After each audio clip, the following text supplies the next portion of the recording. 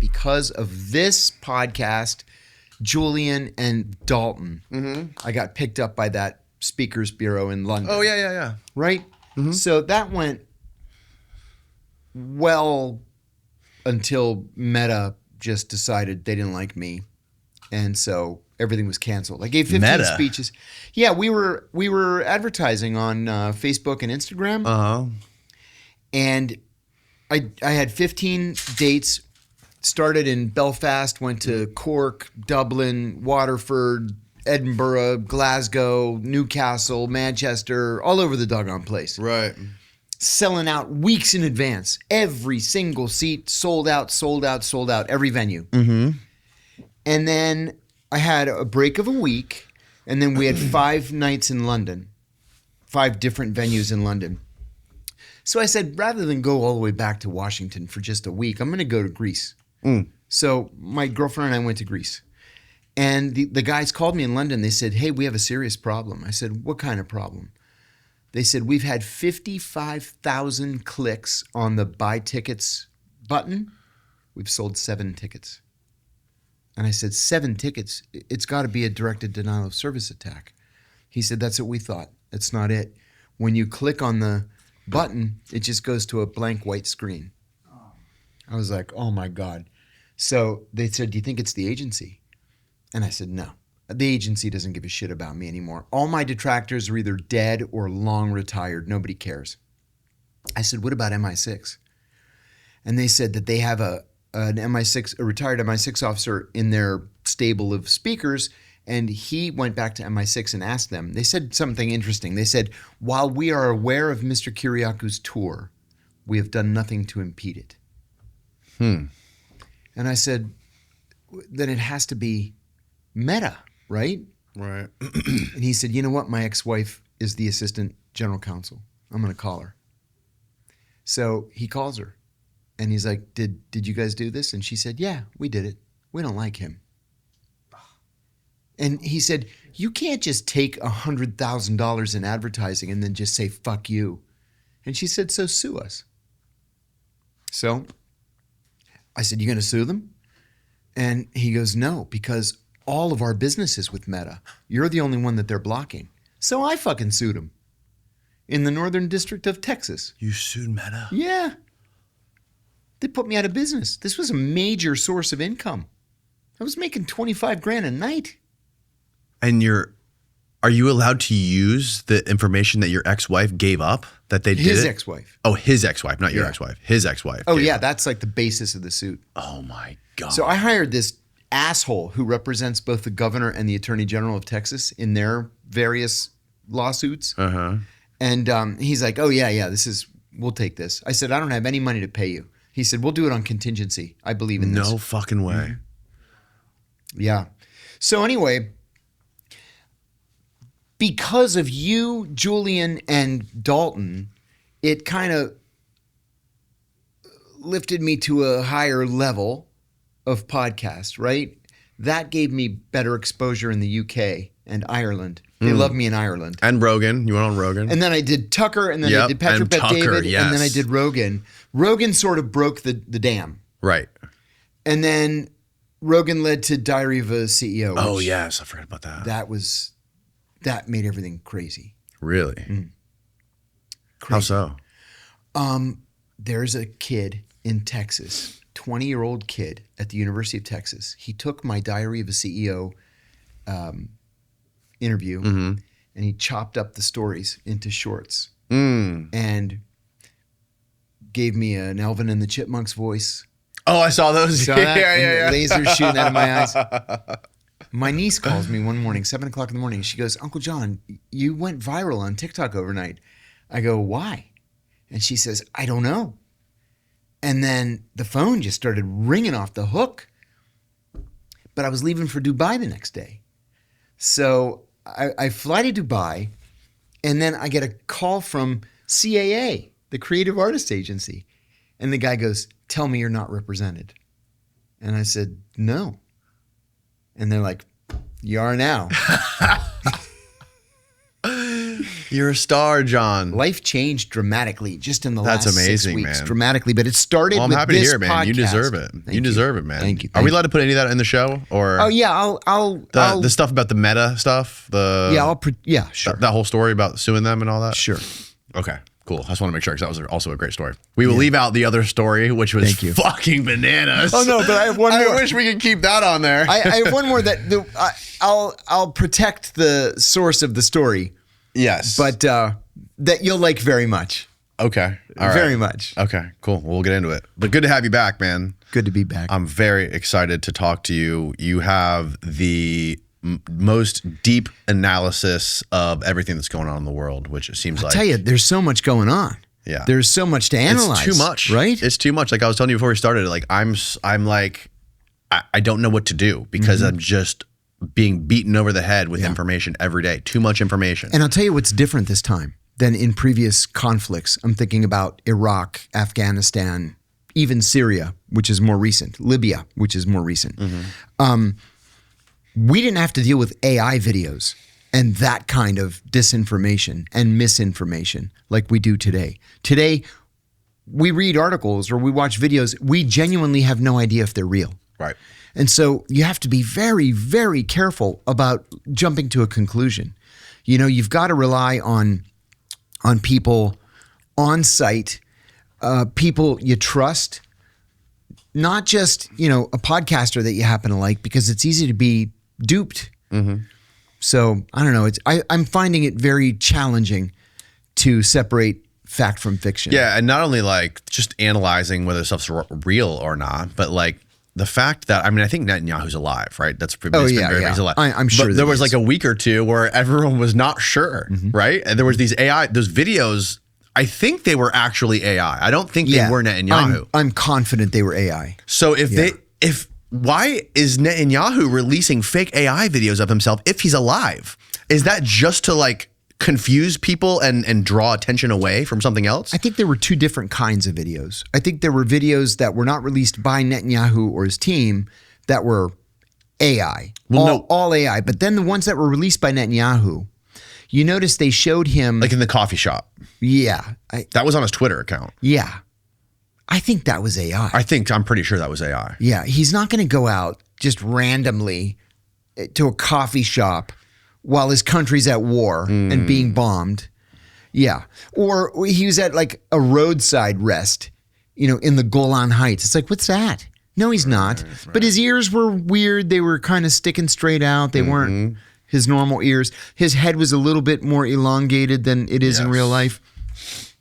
And he had 6 fingers. I saw the one with 6 fingers. Yeah, he had 6 fingers in the one on his I guess it was his left hand. And but there were a couple of videos that he released where he's surrounded on 3 sides by Israeli flags. So there's the podium, the lectern in the middle, Israeli flags on 3 sides.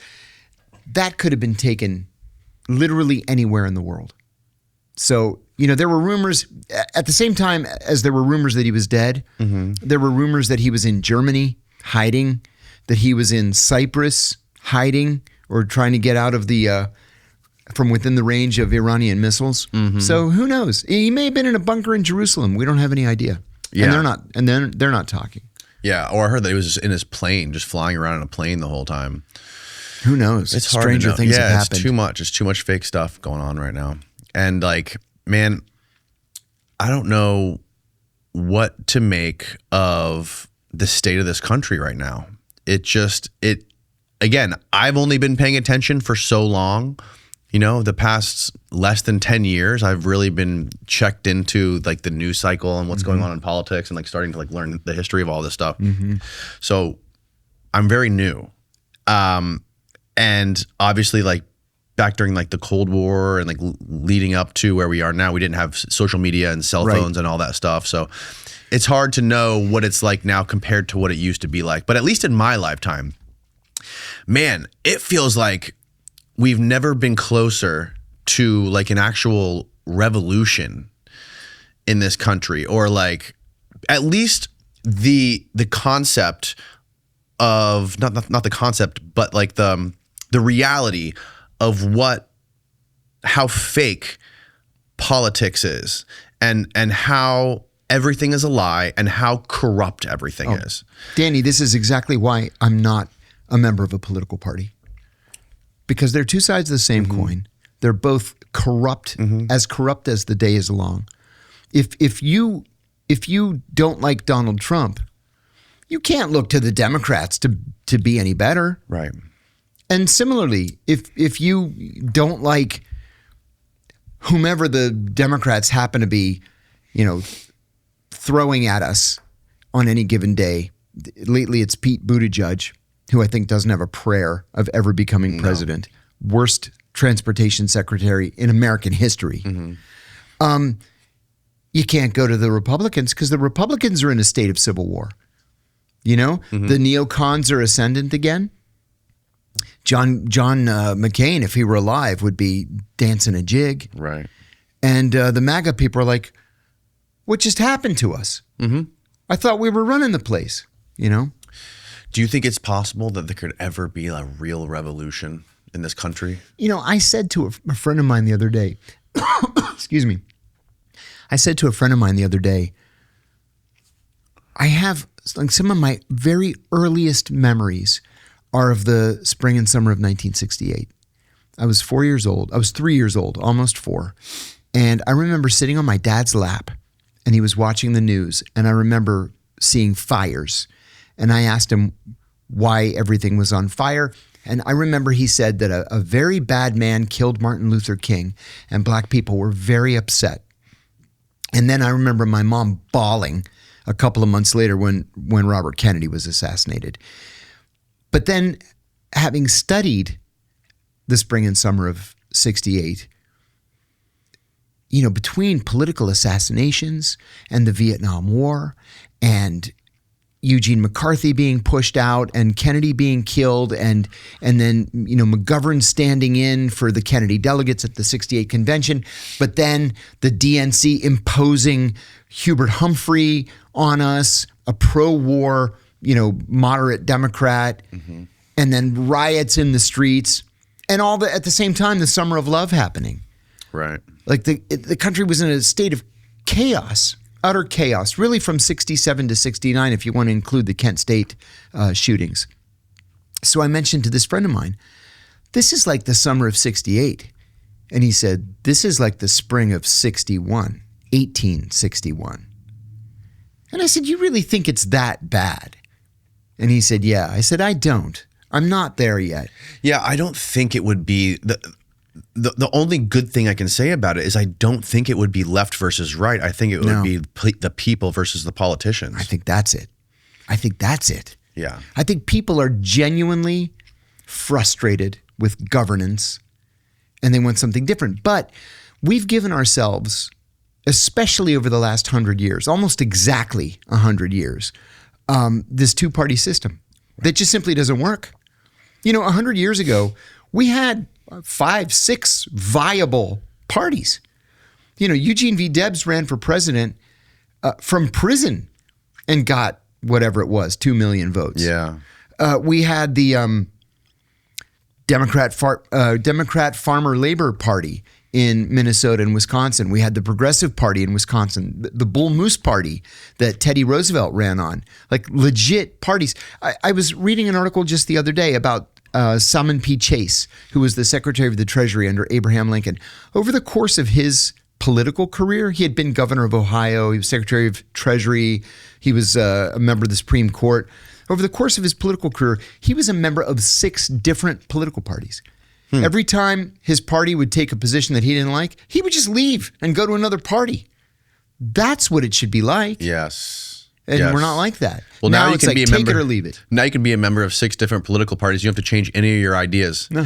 They just changed. They're all the same. Like Hillary. Hillary was like super MAGA back in the early 2000s. Oh, yeah. she was so hawkish on borders. And then Ronald Reagan was like, immigrants. Right. Yeah, things have changed. If you ever shopped online, chances are you've bought from a business powered by Shopify. It's easy to spot with that purple Shop Pay button. That's what we use for our merch store. The purple button has all your payment and shipping info, so you don't have to track down your credit card or hope your browser remembered all your payment details. There's a reason why so many businesses use Shopify, and that's because they make it incredibly easy to run and manage your own business online. It's the business behind the business that really matters, and that's where Shopify comes in clutch with convenient tools and easy workflows. Shop Pay has the best converting checkout on the planet, meaning fewer abandoned carts and way more sales. That's a game changer. You can spread your brand's word with the built-in marketing and email tools. Don't want to build your own page? Shopify has hundreds of beautiful ready-to-go templates to express your brand and forget the code, like Daylight Computer, which is gorgeous. So if you've got a product, a dream, and the drive to make it happen, Shopify is the platform that helps you do it with ease, because businesses that sell more with Shopify. See less abandoned carts and more sales go with Shopify and their Shop Pay button. Sign up for your $1 per month trial today at shopify.com/Danny Jones, all lowercase. Again, it's shopify.com/Danny Jones. Shopify.com/Danny Jones. The other day I had Glenn Greenwald in here, and he was saying that he thinks Tucker could win the presidency. I'm going to speak with Tucker in a couple of weeks, and I'm going to tell him, look, it's none of my business to tell you what to do, what not to do. Yeah. But if you run for president, I am all in, 100%. Glenn says that he talks to him in private about it, and like Tucker just brushes it off and laughs at it. He's like, the last time I talked to him, he brushed it off, and I said, I'm serious. He said, I'm not interested. He could win. Yes, but goddamn, does he need some beefy security? You know, he lives out in the sticks. He has a house a couple hours from here. Oh, does he? Good. Yeah. I went up to Maine last time I saw him, and he lives out in the sticks, and I'm like, buddy, I said, you need security out here. And he's like, no, not out here. Really? Yeah.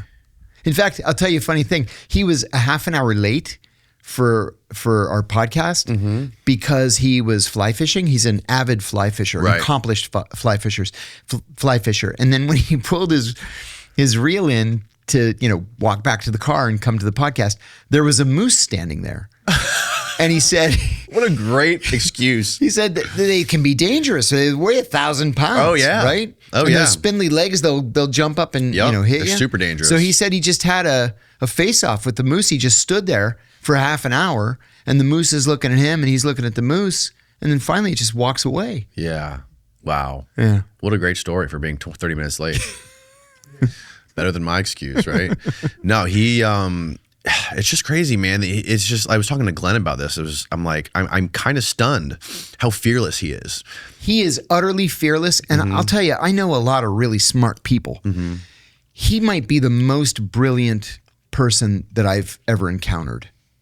He's certainly the most well-informed person I've ever encountered. And another thing too, in addition to just being a sweet guy, he's a genuinely good guy. What you see is what you get with him. The way he appears on camera, that's Tucker. He's a genuinely nice guy. He loves the country. He's very devout in his faith. He loves his family. And I think he would be an inspired leader. I'm conflicted on that, because then we would lose the voice. Yeah, that's the only thing. That's the only thing. It can't be both. Yeah. That's right. And I'm afraid that it takes a certain type of person to really be a politician or a president, And, I wonder, too, if he would be necessarily comfortable in today's Republican Party, or if he would have to run as an independent or make his own party. You and I talked about this years ago. Yeah. Back in 2016, I traveled to 12 states with Governor Gary Johnson, the Libertarian nominee for president in 2012 and 2016. I consider myself to be a libertarian. And there was such upheaval in the campaign, not the Libertarian campaign, but the presidential campaign that year. Donald Trump had the Republican nomination. Hillary had the Democratic nomination. And this guy from the agency, I forget his name, he was running as an independent. I forget his name. And so the polls were just in this weird state of flux to the point where we really believed that Gary was competitive in both Utah and New Mexico. We ended up doing well in Utah. We got 18% or 16%. And he ended up getting a higher percentage of the vote, 3%, higher than any libertarian ever has gotten since the creation of the Libertarian Party. And I mentioned to him one time, this is something we can really grow on. And he said, no, it's a fluke. And I said, what makes you say that? He said, because unlike the Democrats and the Republicans, we don't have a patron. We don't have a billionaire who could just dump $100 million in the campaign. Right. There was a guy who was a donor to the campaign. I never learned his name. He was only described to me as the canned tomato king of California. That's where he made his money, canned tomatoes. And he donated money for us to buy a used Winnebago that we drove around all these states, in to go from campaign event to campaign event. The only place we flew was to Alaska because it was too far to drive. But yeah, that's the problem with it. But he was right. The Libertarians went right back down to 1.5%, and that was kind of the end of it. Yeah. Yeah, I don't know. I don't know how you get rid of I don't know how you fix that unless you just demolish the whole thing and build it from the ground up. That's it. But I can't help but to think that there are enough people frustrated with the two-party system that with the right leadership, a third party might be attractive. Although part of the problem is this ongoing debate over whether or not you start at the grassroots and run people for the local water board and the city council and the school board, right, and then work your way up to the point where you nominate a presidential nominee. Oh, interesting. Or if you get a big name like Ross Perot and you create this party around him and then work down from there. That hasn't worked. But then the Libertarians, I was on the Libertarian Party mailing list for years, and I'd get these breathless emails like, oh my God, we just had a Libertarian elected trash commissioner of Green Bay, Minnesota, Green Bay, Wisconsin. Congratulations. I'm like, you guys, what are you doing? Trash commissioner of Green Bay.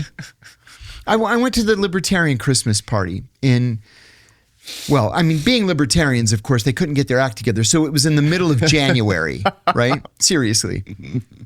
It's in Alexandria, Virginia. We all have these name tags. Hello, my name is, right? I wrote John Kiriakou. And this guy walks up to me and he's looking at my name tag and he goes, oh, John Kiriakou, I'm so glad I ran into you. I'm so-and-so. I'm the head of the Libertarian Party for Virginia. I said, oh, nice to meet you. Shook his hand. And he says, listen, would you be willing to run for governor? I said, absolutely not. Just like that. He said, really? Why not? I said, listen, I like you guys. You're all really nice guys, but you can't even get your act together to schedule a Christmas party before Christmas. Yeah. And I know it's going to happen. I'll say, yes, I'll run for governor. Everybody will abandon me. I'm not going to raise any money. I'll end up being out of pocket for everything, including my own travel around the state. And then I'll get 1% and make an idiot of myself. Right. And he's like, well, fair enough. Yeah.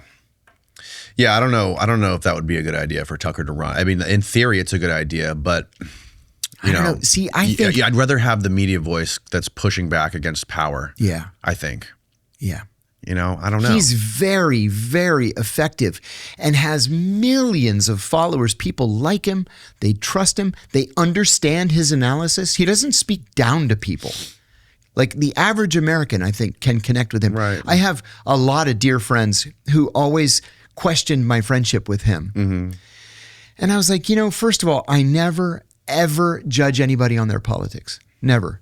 If you and frankly, you and I have known each other for years now. I've learned all my politics from you, John. I was going to say, I don't have any idea what your politics are because we've never really talked about it. I've formed my ideas from listening to you. I mean, that's how I fucking, learn about all this shit. I thought you were kidding. Thank you very much. No, that's very nice. Thank you. So you and I are friends first. If we agree on political issues, that's great. If we don't agree, I don't care. We're still friends. I like you. Mm-hmm. I have this core of friends, my best friends from high school. We're all in each other's weddings, and we're godfather to each other's kids. It was 5 of us all together. One has passed away now, but 2 Democrats, 2 Republicans, and an independent. Yeah. But it never mattered because we never talked about politics, or when we did, we'd kid each other. So with Tucker, he's so truly independent that even my friends who questioned my friendship with him have told me recently, "Now we've really come around on Tucker." Yeah, he's a truth teller. Yeah, there was a great skit that I saw yesterday. I think Joe Rogan reposted it on his Instagram story. Steve, I'll send you the link to it so you can play it. It's from George Carlin talking about politics and identity, and basically how, you know, fusing your identity with your political ideas is always a bad idea. Yeah. It's always a bad choice. Yeah. Because then when people attack your ideas, they're attacking you and your character. Instead, you should be more disconnected from it. And when you start to be absorbed by your ideas or your political beliefs, then it's just like you're arguing just for the sake of arguing because you're just defending yourself. Here it is. This is great. Can you throw it on the headphones or? Yeah. Go ahead, hit it. When your identity is your ideology, congratulations, you've officially screwed yourself, because now it's not just an idea, now it's you. And when the idea gets challenged, you don't hear disagreement, you hear an attack. So what do? You build a bubble. A nice, soft, padded little bubble where everyone agrees with you, uses the same words, hates the same people, and claps at the exact right moments. And you will defend that bubble at all costs, even if it makes you sound incredibly stupid. Facts don't matter anymore. Logic's gone. Humor? Dead. Because admitting you're wrong would mean admitting you are wrong, and that's unacceptable. So you double down, louder, angrier, dumber. And that's how you end up defending nonsense like it's sacred scripture, not because it's true, but because without it, you'd have to actually develop a personality. So true. Oh my God. He was a fucking genius, man. What a genius. Yeah, that's so true. Yeah. Yeah, and I think people are starting to wake up to that because, you know, now with independent journalism, you know, becoming more and more popular and normal fucking media like Fox and CNN starting to die down and people not taking it as seriously anymore. It's just true. like sanctioned propaganda from the state. Yes. It's like I see more and more people starting to admit that they were wrong about things, which is hopeful. I'm glad to hear that. That is hopeful. Yeah. I was attacked over the weekend on X by Linda Loomer. I'm sorry. What's her name? Laura Loomer. Yeah. See, I don't even know her name. Linda. We'll call her Linda. Yeah. So somebody said, she attacked you this morning. And I said, what'd she say? She called you a communist. Oh, that's nice. And I was like, I'm not a communist. I'm actually decidedly a capitalist. And are you going to respond? And I said, no. Why not? I said, she's not important enough to respond to. Mm-hmm. It's just not worth it. Because it drives people get paid by X to post, you know? Like X will pay you based on your engagement, I think. So like certain people, I guess if you're a part of their partner program, they serve more ads based on how many views your tweets get. So people are incentivized just to be more inflammatory and to repost more crazy shit or to pop off on people.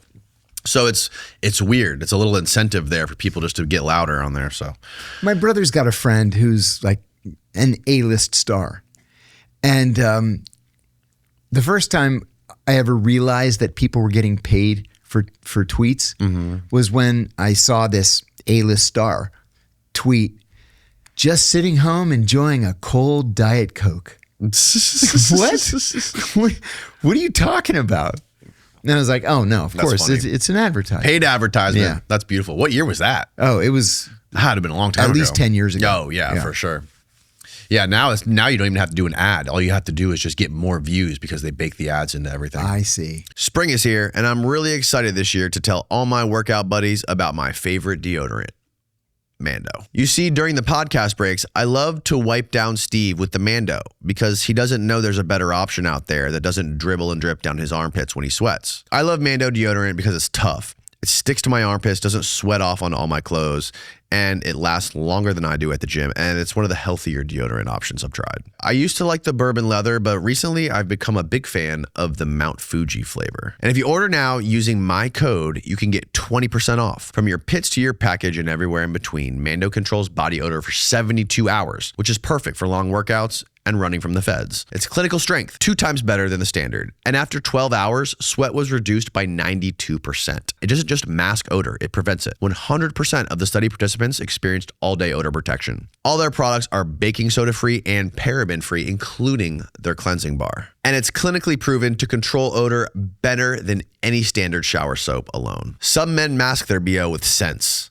Mando men get the job done right. Don't mask it, Mando it. Head on over to shopmando.com because for a limited time, new customers are getting 20% off site-wide with our exclusive code. Use the code DANNY at shopmando.com for 20% off site-wide. shopmando.com. Please support our show and tell them we sent you. Mando's got you covered. With deodorant plus sweat control, say goodbye to sweat stains and hello to long-lasting freshness. So, what is your take on this whole Joe Kent resignation? Oh, I sent you the clip of what was her name, Whitney Webb. Yeah, who I like. I love her stuff. Yeah, I do too. I'm halfway through her book, one of her books right now. I think she's super smart, very diligent. Yeah. And you know, when I heard her make this take about Whitney Webb, I'm like, okay, maybe she's connecting some dots or seeing some fucking fractal pattern that I'm incapable of seeing because she's done so much research. Right. But we'll talk about that. What is your whole take on everything? Normally, she's great when it comes to some of these issues. She's great, for example, on the Epstein files. Yes. Just wonderful. Oh, yeah. And on other issues. Yeah, that's right. That's right. Deep research. I think she's just plain wrong. On Joe Kent. Funny, you know, I didn't support his nomination to be the director of the National Counterterrorism Center. I just thought he wasn't qualified. When did he first become the director of the National Counterterrorism? A year ago. A year ago, okay. He's young, and I thought he was too young for a position like that. I mean, you're essentially the head of an independent agency. And one of the things, just to clarify for people, by the way, I think what Whitney Webb's take on it was that she said he was a top spook. No, he was not. Okay, so he was not. I don't know. Not in any definition of the word spook. Okay, so what she said on Jimmy Dore's show, I think last week or a couple days ago, was that when somebody comes from the CIA or is a top spook, in her words, and resigns, she thinks that he might be trying to garner public trust in order to do some sort of a misdirection or whatever. And she used the explanation. She referenced a speech that Elizabeth Newman gave during Trump's first presidency about domestic terrorism and focusing on far-right, anti-Semitic, right-wing nationalists or whatever, focusing on them for domestic terrorism. And I guess my best understanding of what she was saying was that they might be trying to use Kent to corral all those people together and trying to make it easier to target them or something. Is that... That's just not I don't know. real life. MK Ultra's over. Right. It finished in 1975. That kind of stuff just isn't. It's just not a part of reality. You know, I'm a member of this group called VIPS, Veteran Intelligence Professionals for Sanity. So it's made up of retired CIA, FBI, NSA, some DOD people, a lot of spies. And they researched the daylights out of this and decided to give him the Sam Adams Award for integrity and intelligence because we believe that what we see is what we're getting. Yeah, that he resigned because of his personal opposition to the war in Iran. He believes that the intelligence was ignored. He believes that the intelligence that was not ignored was given to us by the Israelis, and it was false intelligence. And I say amen to that. Mm-hmm. So, no, I don't believe that there's any kind of like behind the scenes subterfuge. And Joe said, I think on Tucker's podcast, that he still had full access to all information before he resigned, which means that he wouldn't have been being investigated before he resigned. The investigation was more like a media narrative hit or something like that happened after. Right. And, investigation is a word that is thrown around a lot inappropriately. What happens if somebody goes on TV, let's say, and makes a revelation, and the information may be classified or could be construed as classified? The CIA or ODNI, the Office of the Director of National Intelligence, will file something called a crimes report with the Department of Justice. 99% of the crimes reports are ignored, right? Only if it's something egregious or it's seen as something egregious will DOJ actually initiate an investigation. And there's no evidence that any serious investigations taking place. Interesting. Yeah, it seems like it's a standard operating procedure for the government against whistleblowers. They're a Kremlin agent, basically. Right. That's how they treat them all, right? Yes, exactly right. And he also said, which was wild, that he was sort of shooed off the Charlie Kirk investigation because he thought that that is wild. He said he wasn't able to do the adequate research or analysis on whether a foreign asset. He wasn't accusing Israel. He was very measured about that. I was just going to say that. Yeah. He was not making any accusations. Right. He was just saying that there were loose threads that he wanted to run to ground. Mm-hmm. And he was not permitted to do that. What do you make of that? Man, what do you think that is? That bothers me very, very much. On the one hand, Candace Owens sometimes sounds like a crazy person when she says, when Charlie Kirk was killed, the Egyptian Air Force was flying in this pattern and it coincided with, it's like, what are you talking about? The Egyptian Air Force did not kill Charlie Kirk. That just sounds crazy. Mm-hmm. That's not what Joe Kent was talking about. Joe Kent was talking about clandestinely collected information that did not easily fit into the general consensus that this kid shot Charlie Kirk. I mean, it looks like he did, but who knows? You don't know until you investigate. And so you want to run to ground these little isolated bits of information that people are collecting, whether domestically or overseas. Mm-hmm. And he wasn't allowed to do that. I have no idea why he wouldn't be allowed to do that. Have you ever heard of another case similar to this where people would be kicked away from the case? Other than JFK, maybe? I was just going to say, even in the JFK case, the information was collected. It just has never been released, but it was collected. Yeah. And the story just came out yesterday that the bullet that hit Charlie Kirk was not the bullet from that gun that they found, that the FBI said was his. Oh, I didn't see that. Can you find that, Steve? Oh. Daily Mail. The bullet used to kill Charlie Kirk did not match the rifle allegedly used by the suspect Tyler Robinson. New court filing claims. That's a court filing. A what filing? It's a court filing. It's not just some guy shouting it on the street corner. Zoom in. This was reported everywhere.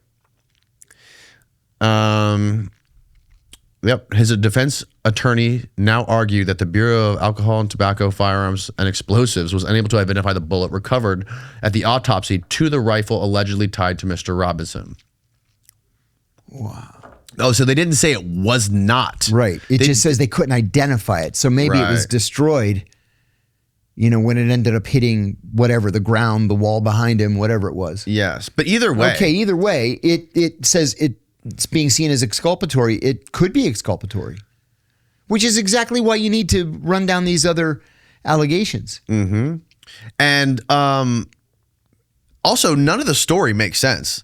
I mean, no, it doesn't make sense. Like in the very early part of this, when the stuff that Candace was doing, like the research that she was doing and talking about, And I mean, like, I kind of get it from her angle. She's doing it live every single day. Sure.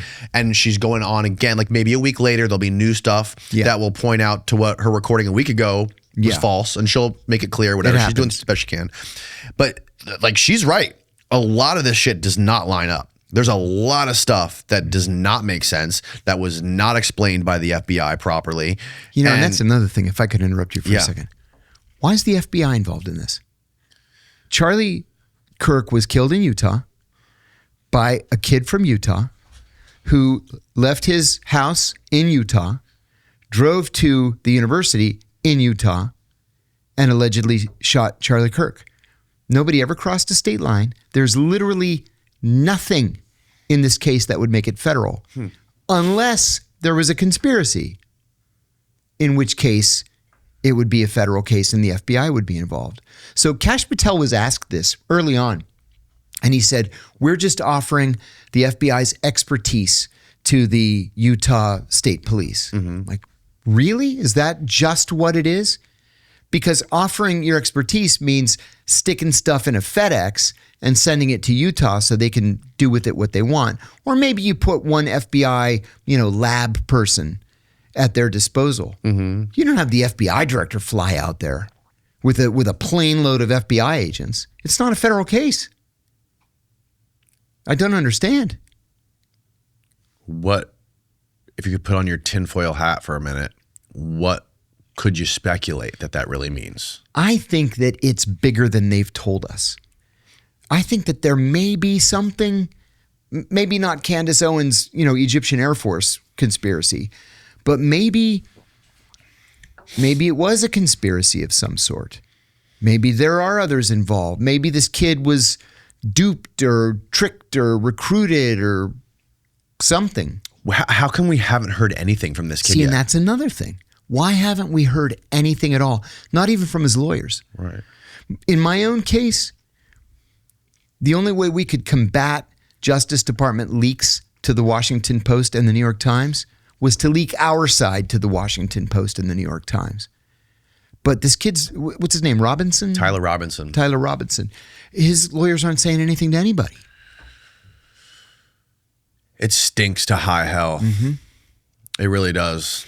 And again, you don't want to point any fingers, but like, why is the second he's dead, Netanyahu all over every news station? Yeah. We didn't do it. Talking about, oh my God, he was the biggest supporter of Israel. We loved him. We're going to put a statue of him in Tel Aviv. Yeah. And at the same time, you have all this other information coming out that contradicts that. Which is why I worry about Tucker. Right. Last time you and Andy Bustamante were here at the old studio, we were talking about Hamas, and the Gaza war and all of that stuff, and how it was being funded, and how it all ties back to Iran. And now we are so deep into this Iran debacle. I don't even know what's up, what's down. What is your take on everything that's going on in Iran? Yeah, the world's gone nuts. What's going on? I'll tell you. Are we losing this war? Yeah. And I'll tell you why. Because for us to win, we have to destroy the regime. We have to install a pro-American government, or maybe even a pro-American, pro-Israeli government, which is just beyond the pale. For the Iranians to win, they just have to survive. And they've been there for 5,000 years. We're going to have to occupy this country. Think of it this way, too. We had 170,000 troops in Iraq. That was at the height of the conflict, 170,000 troops.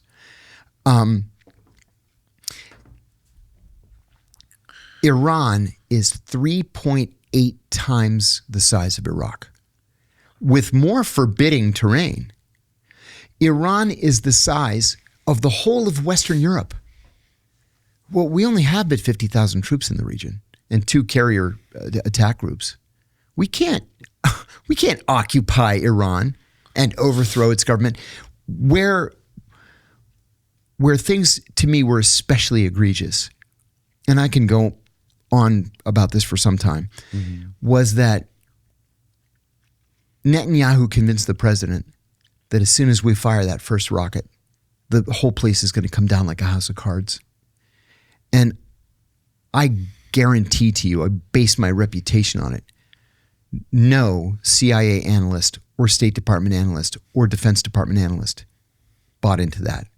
Anybody who knows anything at all, the most basic, rudimentary information on Iran would tell you that they're not going to see us as liberators.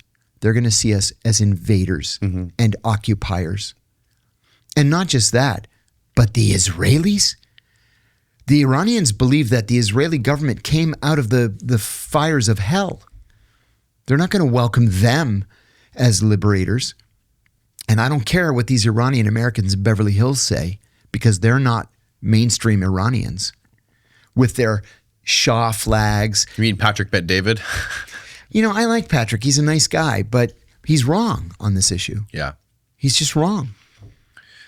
Isn't it true that a lot of the Iranian population like Israel? No. It's not true? It's true that a lot of the Iranian Jewish population likes Israel. And they're very vocal. The Iranian Jewish community in Southern California is gigantic, and it's very, very wealthy. Interesting. And so they have, I was just in LA last week. They've got billboards, you know, welcoming Reza Pahlavi to return. I've gotten a lot of threats lately because I said on a podcast, and I meant it, and I'm going to repeat it, that Reza Pahlavi is a clown, number one. He doesn't want to go back to Iran. He said so to Patrick Bet David. He's like, I've been here since 1979. My kids are Americans. I have my life. It's in McLean, Virginia. He doesn't want to go back. Third, his wife is cheating on him with her French personal trainer. And everybody knows about it. And it's in the pictures of them together in the French media all the time. So, no, these religious people in Iran are not going to welcome him. And I said, if he were to return to Iran, he wouldn't survive the walk from the plane to the terminal, let alone to come and, you know, here I am, the Shahanshah, to liberate my people. Why No, wouldn't he survive? because they hate him. Why do they hate him? Because his father created SAVAK, the dreaded, feared Iranian intelligence service that would scoop you off the street and they'd find your head on one side of town and the rest of your body on the other.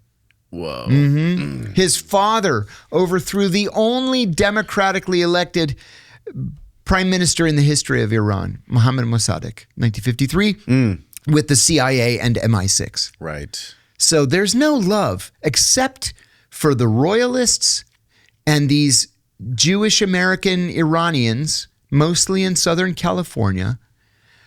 There is no love of this family, the Pahlavis. And I mean, they stole the country's riches, everything they could pack on their plane in February of 1979. There's a revolution in the streets. The Shah and the entire royal family decide to go skiing in Switzerland.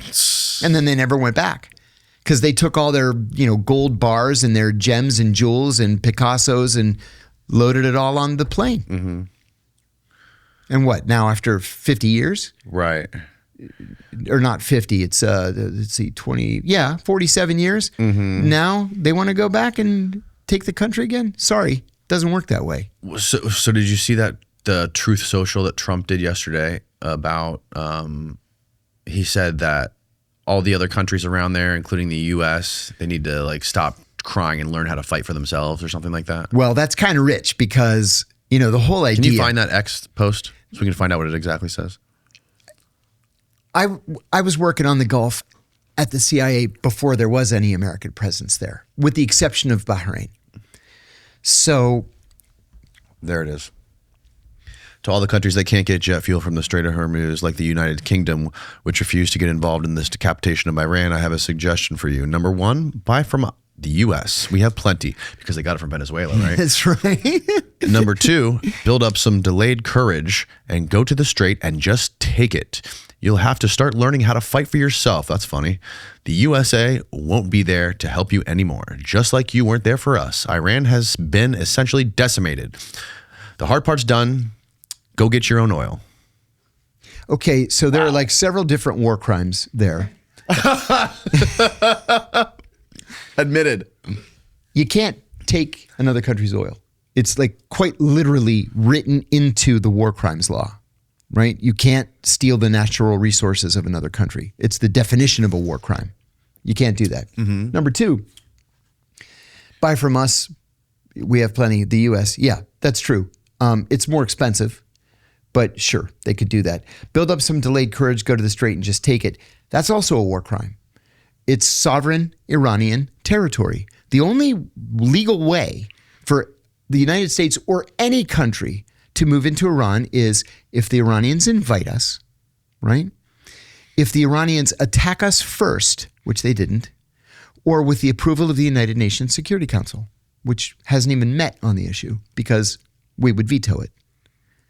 So it's a war crime. You can't do it. Plain and simple, you can't do it. Now, Donald Trump, not even just in the same day, the same like part of the day, said, we don't need NATO. They're weak.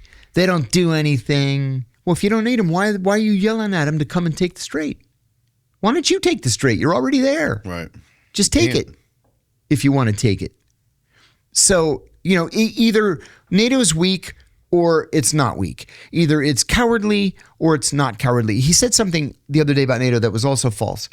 He said that NATO's never done anything for us. They've never helped us. That is patently untrue. The only time in history where Article 5 was invoked and a country asked, a NATO member country asked the rest of NATO to come to assist was on September the 12th, 2001. We invoked it and we asked NATO to help us fight Al-Qaeda in Afghanistan, and they agreed. It's the only time. They've never asked us for help. Never. Never in history since the formation of NATO, 1949. So he's just wrong. So that's it. So what is like the high level? What is your high level takeaway from his state of mind when he wrote this? What do you think is happening? I think that. And what is he seeing? I think he's frustrated for 2 reasons. I think he's frustrated because Netanyahu lied to him. He lied to him, and I'll get back to that in a second. But I think he's frustrated because he believed, mostly because Netanyahu told him so, and we were taking in a lot of Israeli finished intelligence, written intelligence. We can talk about that too. Mm-hmm. He really believed that as soon as we fire the first shot, that government's just coming down. Especially when we decapitate it. We kill the Ayatollah. We kill the entire military leadership. We kill the entire nuclear leadership. And they just keep going like nothing happened. That's not what Netanyahu told him to expect. And I think you're on record saying the Joint Chiefs told him that this wasn't going to work? Yes. He ignored them. Yes. It's been my experience at the CIA that the Joint Chiefs are the last ones that want to go to war because they know how hard it is. This was one of the most valuable lessons I learned when I was at the CIA during the Iraq War. I was the executive assistant to the CIA's deputy director for operations. And so we started planning the Iraq War a year in advance. And one of the things that I came to learn was that it's easy to invade a country. It's easy to overthrow its government. Mm-hmm. It is impossible to be able to get out intact. There's never an exit strategy. There's no exit strategy here in Iran. Mm-hmm. There was no exit strategy in Afghanistan. Mm-hmm. There was no exit strategy in Iran. We're still in Syria, albeit, in small numbers. Mm-hmm. There's never an exit strategy, and the Joint Chiefs know this. They're like, why would we commit to fighting a war indefinitely? We just got out of 2 20-year wars. Right. Why would we want to do it again? And to what end? Let me add one other thing. I've said this before. I'm going to say it again because it's important. And this is not specific to Netanyahu.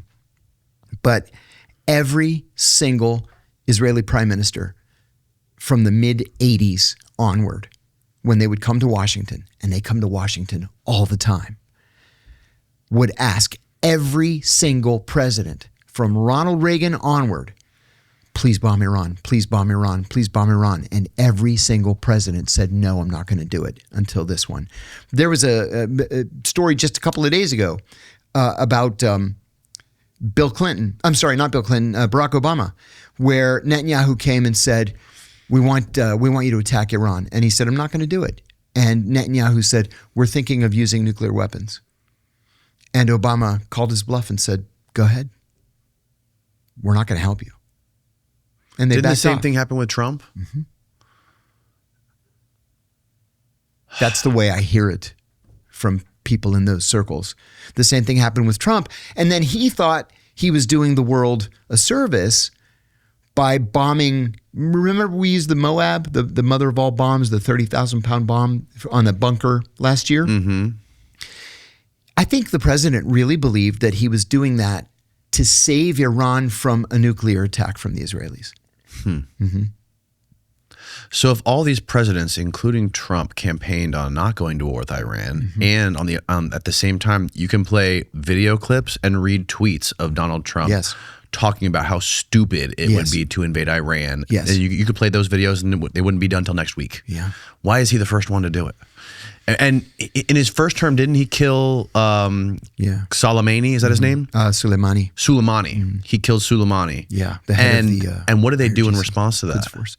Nothing. They did nothing. In fact, scholars created a name for that. It was strategic patience. Strategic patience. Sure, they could launch a rocket at some American military base in the Gulf, but they didn't. They could send a hit team out to do something, and they didn't. Now, remember, what was it, 2 weeks ago, there was news about these Iranian hit teams that are everywhere from Chicago to sleeper Honolulu, sleeper cells. All that shit's made up. That all came from Netanyahu. And it was to try to change American public opinion. He reads the same polls we read. And the polls say that Americans don't want to be in this war. And so he's like, well, the intelligence shows grave danger. No, you're just making it all up. There's no grave danger. When he hit the strikes that killed Soleimani, do you think he was trying to start a war there, or do you think that he knew they weren't going to retaliate? I think he calculated that they would not retaliate, and I think the analysis coming out of the CIA probably was that they wouldn't retaliate, that they would be so taken by surprise, yet reticent to poke the hornet's nest, that they would just let it go, and they did. They let it go. They bitch about it all the time. There were demonstrations in the streets. Something like 700,000 people went to the funeral, but they didn't respond. I gotta be honest.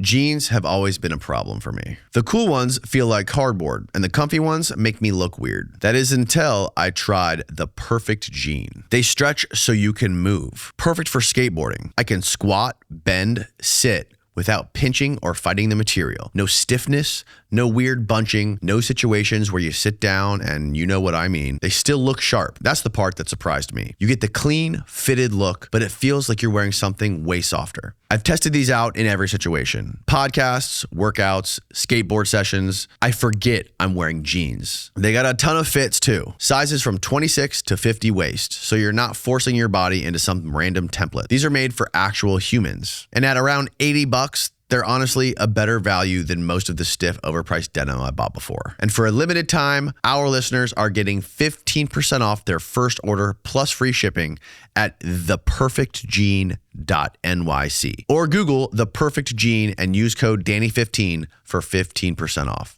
How real is the nuclear threat with Iran?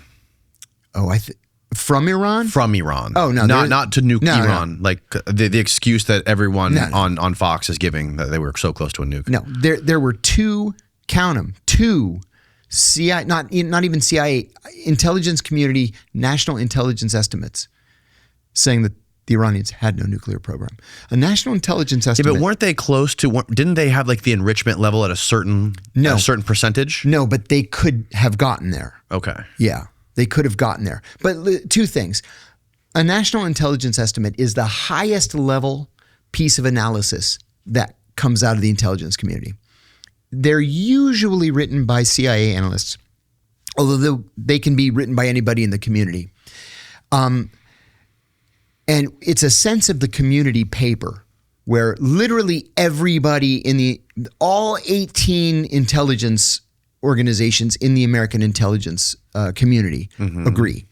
I wrote one once on Iraq. Wow, 18? We have 18 intelligence services in our country. That's fucking bananas. Yeah, it's nuts. Because most countries have one. And they all work together on this? Yeah, you have to. So it's under the auspices of the DNI. When I wrote my NIE, there was no DNI. So it was under the auspices of something called the NIC, the National Intelligence Council, which now sits under the DNI. So I wrote the paper, took me a couple of weeks. We send it out to all 18 services, everything from, DIA and NSA and, State Department Bureau of Intelligence and Research to Coast Guard intelligence. Wow. And everybody gets one. And then there's a big meeting. You're all around this, all 19 or all 18 of you plus the national intelligence officer for the region. You're all sitting around this conference room table. The NIO chairs the meeting, and everybody's got the paper in front of him. And then he says, okay, everybody, first sentence. And he reads the first sentence. Any objections, any changes? And you go around the table, all 18 of you. And you go line by line by line. Sometimes it takes weeks to coordinate this paper. They did this twice.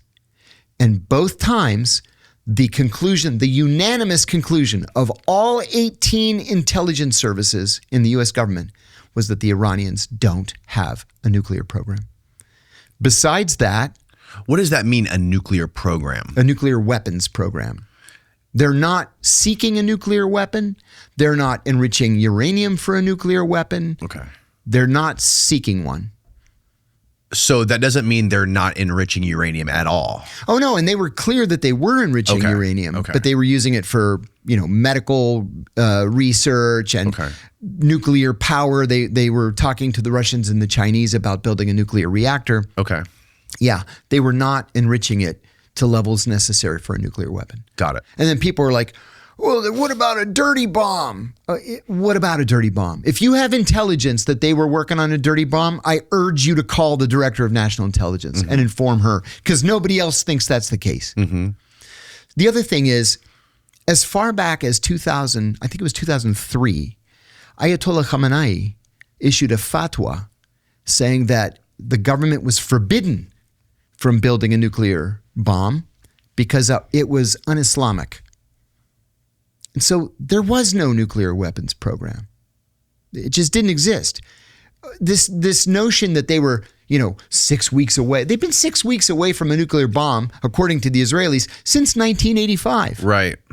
So this is all just Israeli propaganda. And now where do we get that intel? Do we have people in there, embedded in there? No. See, that's the thing. We have been notoriously bad about developing human sources inside Iran going back decades. We don't have an embassy there. It's hard. You have to do it through cutouts or third countries. And, I met a guy once from one of the CIA's sister agencies, was always talking. We were in training together, always talking about my guy. I got to call my guy. I go, who is your guy? And I'm thinking, I'm from the CIA. I haven't heard any of this stuff. Well, his guy's a friggin' taxi driver in San Jose, California. And he's got a cousin in Tehran. He's like, yeah, everything's good over here. Nothing going on. I saw some cabinet member drive by the other day, and he's like typing it up as intelligence. That's not intelligence.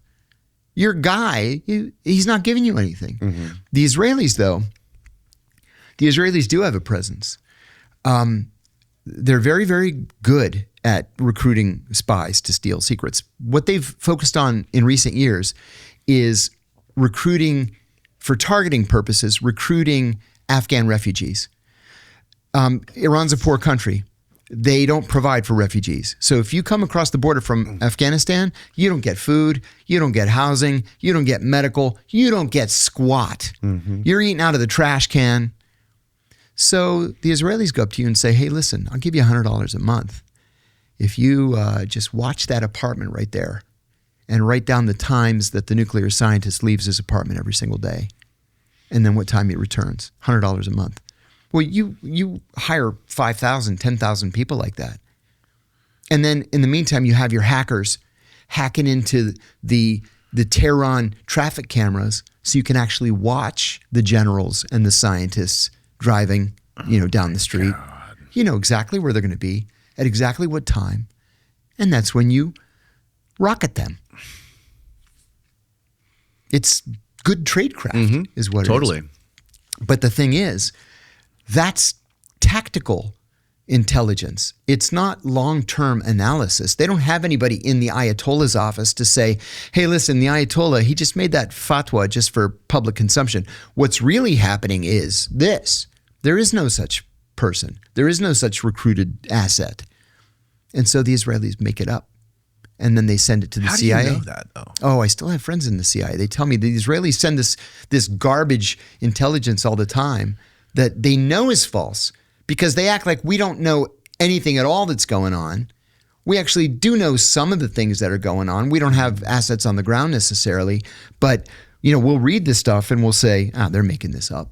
There was another service that did this. I'm not going to say which one, but there was another service that did this with Iraq back in 2002. And I remember going to a meeting one time, a bunch of analysts. I went representing the deputy director. And the intelligence report that this liaison service gave us, it wasn't even formatted properly. Like it wasn't even in the right font. And I'm like, you guys, this is clearly a forgery. And everybody's like, yeah, it's clearly a forgery. And we just threw it away. Well, the Israelis aren't that stupid. They at least say, listen, we've got a source, very sensitive. We can't tell you who it is. Take our word for it. We polygraphed him, so we know he's telling the truth. And here's what he says. And it's just all made up. Next thing you know, you're in a war. It's so insane. This is another thing. The Israelis always say that Iran is an existential threat. Yes. Okay. To them. Not to us. Right. Even if they had a nuclear weapon, which they don't have a delivery system for it. They fired 2 rockets at Diego Garcia the other day. What they did to reach Diego Garcia, because they normally cannot fire a rocket that far, is they stripped it down so there was nothing in it. It had no payload. It was just an engine and a cone. Just to see how far it could go. And it got to Diego Garcia.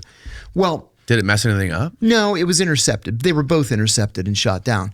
But Diego Garcia is a creepy one. Yeah. I heard somebody told me that once that's the Area 51 of the Indian Ocean or something. Who knows? Because nobody's ever been there. Pull up Diego Garcia on a map. It's wild looking. It's like one of those atoll islands where it's like a big circular island and it's all water in the middle. It's all water. It belonged to the Brits for 200 years, and then we just sort of demanded it, and they gave it to us. Fascinating looking. Yeah. It's like a Bond villain Yeah. place. Yeah. But if you look at like where it is on the world map, it's like crazy. There's an American military base in this place. Yep. It was a great place to hide shit. There was talk about making that Guantanamo. What? And then we decided that it was far easier just to do it in Cuba because we already had the infrastructure for it. Right. Quicker flight. Yeah, much. Yeah. I don't know anybody who's ever been there. Look at that. Yeah. Talk about the middle of nowhere. Good Hey, Lord. if you can. That's where you would want to hide UFOs, not in New Mexico. That's right. If you can, go to the southernmost point of Argentina. South America, Steve. Yep, South America. Keep going moving. left. There you go. Okay, so if you can, right at the very bottom, zoom in on that. Crazy as I am, I went there on my honeymoon. And you see the island? Right? That one right there. Punch in on it, Steve-O. I went to Antarctica by boat. And on one of those cruises they do around the... this was just a tramp steamer. Oh, really? Yeah. I'm not into the luxury things. It was friggin' freezing down there. No, yeah, but they have it's not like a luxury cruise, but it's like, one of those steamboats where like a bunch of people can go on there, like a couple hundred people maybe. Yeah, exactly. There's a prison on that island. What? That the Argentine junta built. And they maintained it as a prison until the mid-1980s. You can take a tour. I took a ton of pictures in there. My wife was so freaked out by it, she didn't even get off the boat. But I went because I wanted to check it out. We begged the Argentines to let us have that prison so we could put Al-Qaeda prisoners there. Really? And they were like, you guys really don't want to come down here. It's so far. It's cold all the time. There's no way to land. You have to get there by boat. Oh, and we were like, yeah, forget it. We'll just use Guantanamo. Oh, because the terrain. There's no airports there. No, there's nothing. There are no human beings there. Whoa. All I saw were penguins, cormorants. Wow, look at that. It's so desolate, man. Yeah, That's crazy. That's all mountains? Yep. It's rough. Wow. I've been to some funky places. I never felt as far away from home as I did there. I bet. Icebergs and shit floating around. I saw a whale. I saw a walrus. Wow. Yeah, it's crazy. That's so wild. What do you think happens next with this whole Iran thing? Because it seems like the Strait of Hormuz seems to be like the focal point of all of this. It really is. And because so much of the strait's not navigable, right? There's it's like 16 miles across the strait. That doesn't mean you have 16 miles to bring your ship through. The navigable part is very, very narrow, and most of it is in Iranian waters. You mean like the channel where you can actually pull, exactly, where the deep water it's deep is. enough. Right. Yeah, exactly. So the Iranians just in the last day announced that they're going to start charging a toll, and that it could raise them as much as $100 billion a year. Wow. Yeah. Russia's getting rich as shit off this too, Yeah, right? they are. Yes, they are. Because all of a sudden, they can't sell their gas fast enough. And then the Iranians allowed an Indian flagged ship go through a couple of days ago for two reasons. Number one, the ship was carrying oil from the Arab Gulf states. I think it was from the UAE, but carrying it to China, and China's friendly with Iran. And they paid for the oil in yuan, not in dollars. And that's like yikes, the nightmare scenario for the American economy. Because all of the oil that passes through there has to be sold in American dollars. Correct. That's how we get the petrodollar. That's it. And that's what keeps America. And all that money gets reinvested into the American economy. And it's like this crazy cycle that props us up and keeps us the number one superpower, right? Yeah. That's exactly right. I want to make another point too. I think this is important and nobody's talking about it. Barack Obama, and you know my feelings about Barack Obama. Yeah. Yes. Strong feelings. I have to say that the JCPOA, the Joint Comprehensive Plan of Action, the Iran nuclear deal is what it was known as. The JCPOA was a good idea. Give it to people who aren't familiar with it. Break it down in simple terms. And Israelis hated him for that. They hated him for negotiating this deal with the Iranians, but it was a good deal and it worked. So the idea was that the Iranians said, we don't have a nuclear program. The United States said, we're not sure if we can believe you. We think you might have a nuclear program or you might not, but we want to inspect it. So that's where the two sides entered into the negotiations. The final deal, to make a long story short, was that the Iranians agreed to essentially the same deal that the United Nations had in Iraq during Saddam Hussein, where you would get spot inspections by UN weapons inspectors, no announcement. They just show up and you've got to let them in. Like a random drug test. Like a random drug test. This is a random nuclear inspection. Yep. The areas that could be used to enrich uranium were closed and sealed with lead seals that the United Nations controlled. And then security cameras were installed like 360 so that at the UN or the IAEA or Langley or Jerusalem or wherever, they could watch the cameras 24 hours a day and make sure nobody's messing with the SEALs. Okay? So it was working. And Donald Trump, in the first couple of weeks of his first term, just tore it up and threw it away and said it made us weak. He's going to negotiate a better deal. And the Iranians are like, we just now negotiated this like a year ago with Obama. He did that, and then he moved the embassy to Jerusalem. Yeah, that was, oh my God. I blame Bill Clinton for that. Really? Yeah, I do. Why has he got to catch a stray for that? Because Congress passed this stupid bill mandating a move of the embassy from Tel Aviv to Jerusalem, provided that the president signed a document saying that the Israelis were abiding by, our demands for peace talks with the Palestinians. So long as there were viable peace talks, then we would move the embassy to Jerusalem. Well, there were no viable peace talks. And so every year, presidents would say, nope, we can't move the embassy. Nope, the Israelis aren't negotiating with the Palestinians. Nope, we're not moving the embassy. Clinton should have vetoed that stupid bill when he had the chance. But he kowtowed to the Israelis and to AIPAC and its supporters in Congress. He's like, okay, I'll sign the bill, but there has to be an amendment in the bill that will allow me to delay the move of the embassy because the Israelis aren't serious about negotiating peace. And then Trump's like, screw it, move the embassy. Yeah. And Sheldon Adelson paid for it out of his pocket. He did. There's a big brass plaque at the embassy now saying, thank you, Sheldon Adelson, for paying out of your pocket to move the embassy.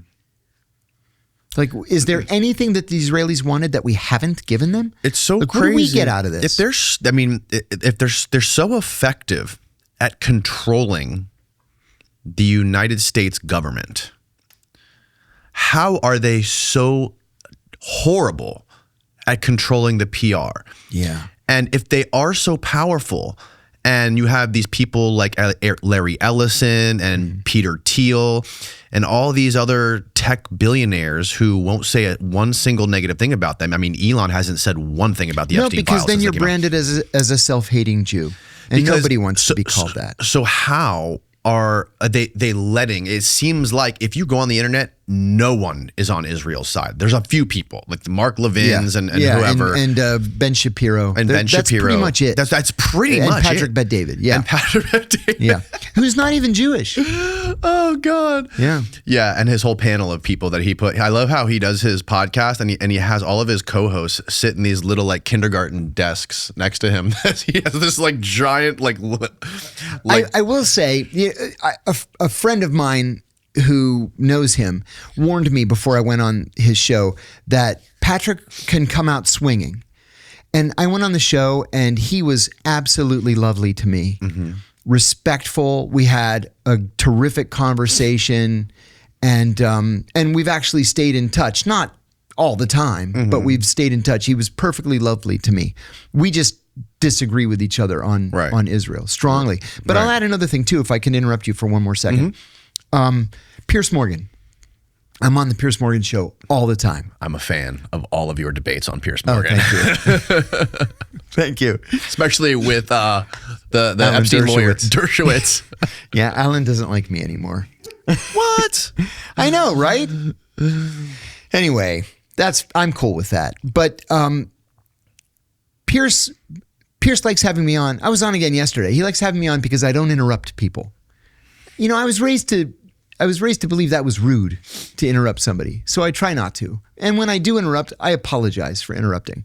But anyway, it's like smackdown on that show half the time.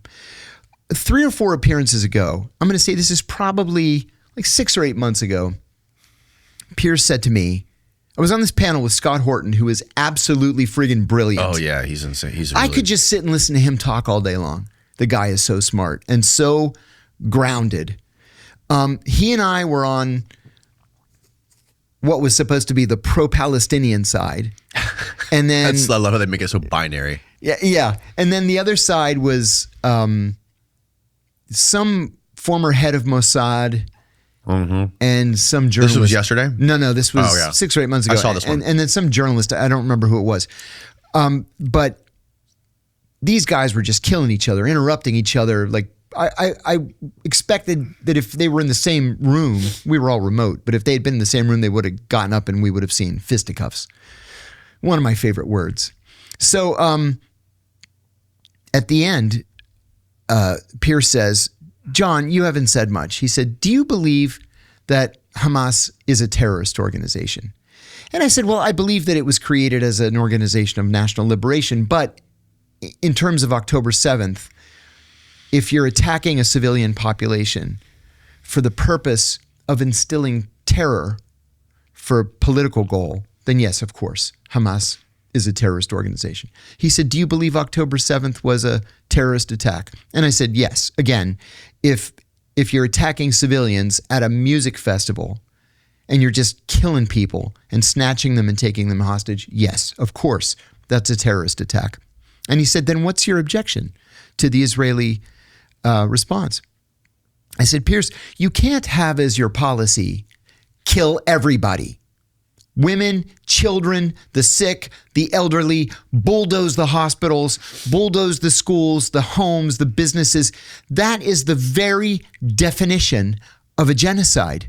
Like, has anybody here bothered to read the genocide law? That's the definition of a genocide. If your goal, and Donald Trump told us what the Israeli goal was, it was to push out all Palestinians and to develop the property. His words, it would be better than Monte Carlo. That is the very definition of ethnic cleansing. You can't do that. And then Piers said, I think this is the first time on the show that we've all agreed on something.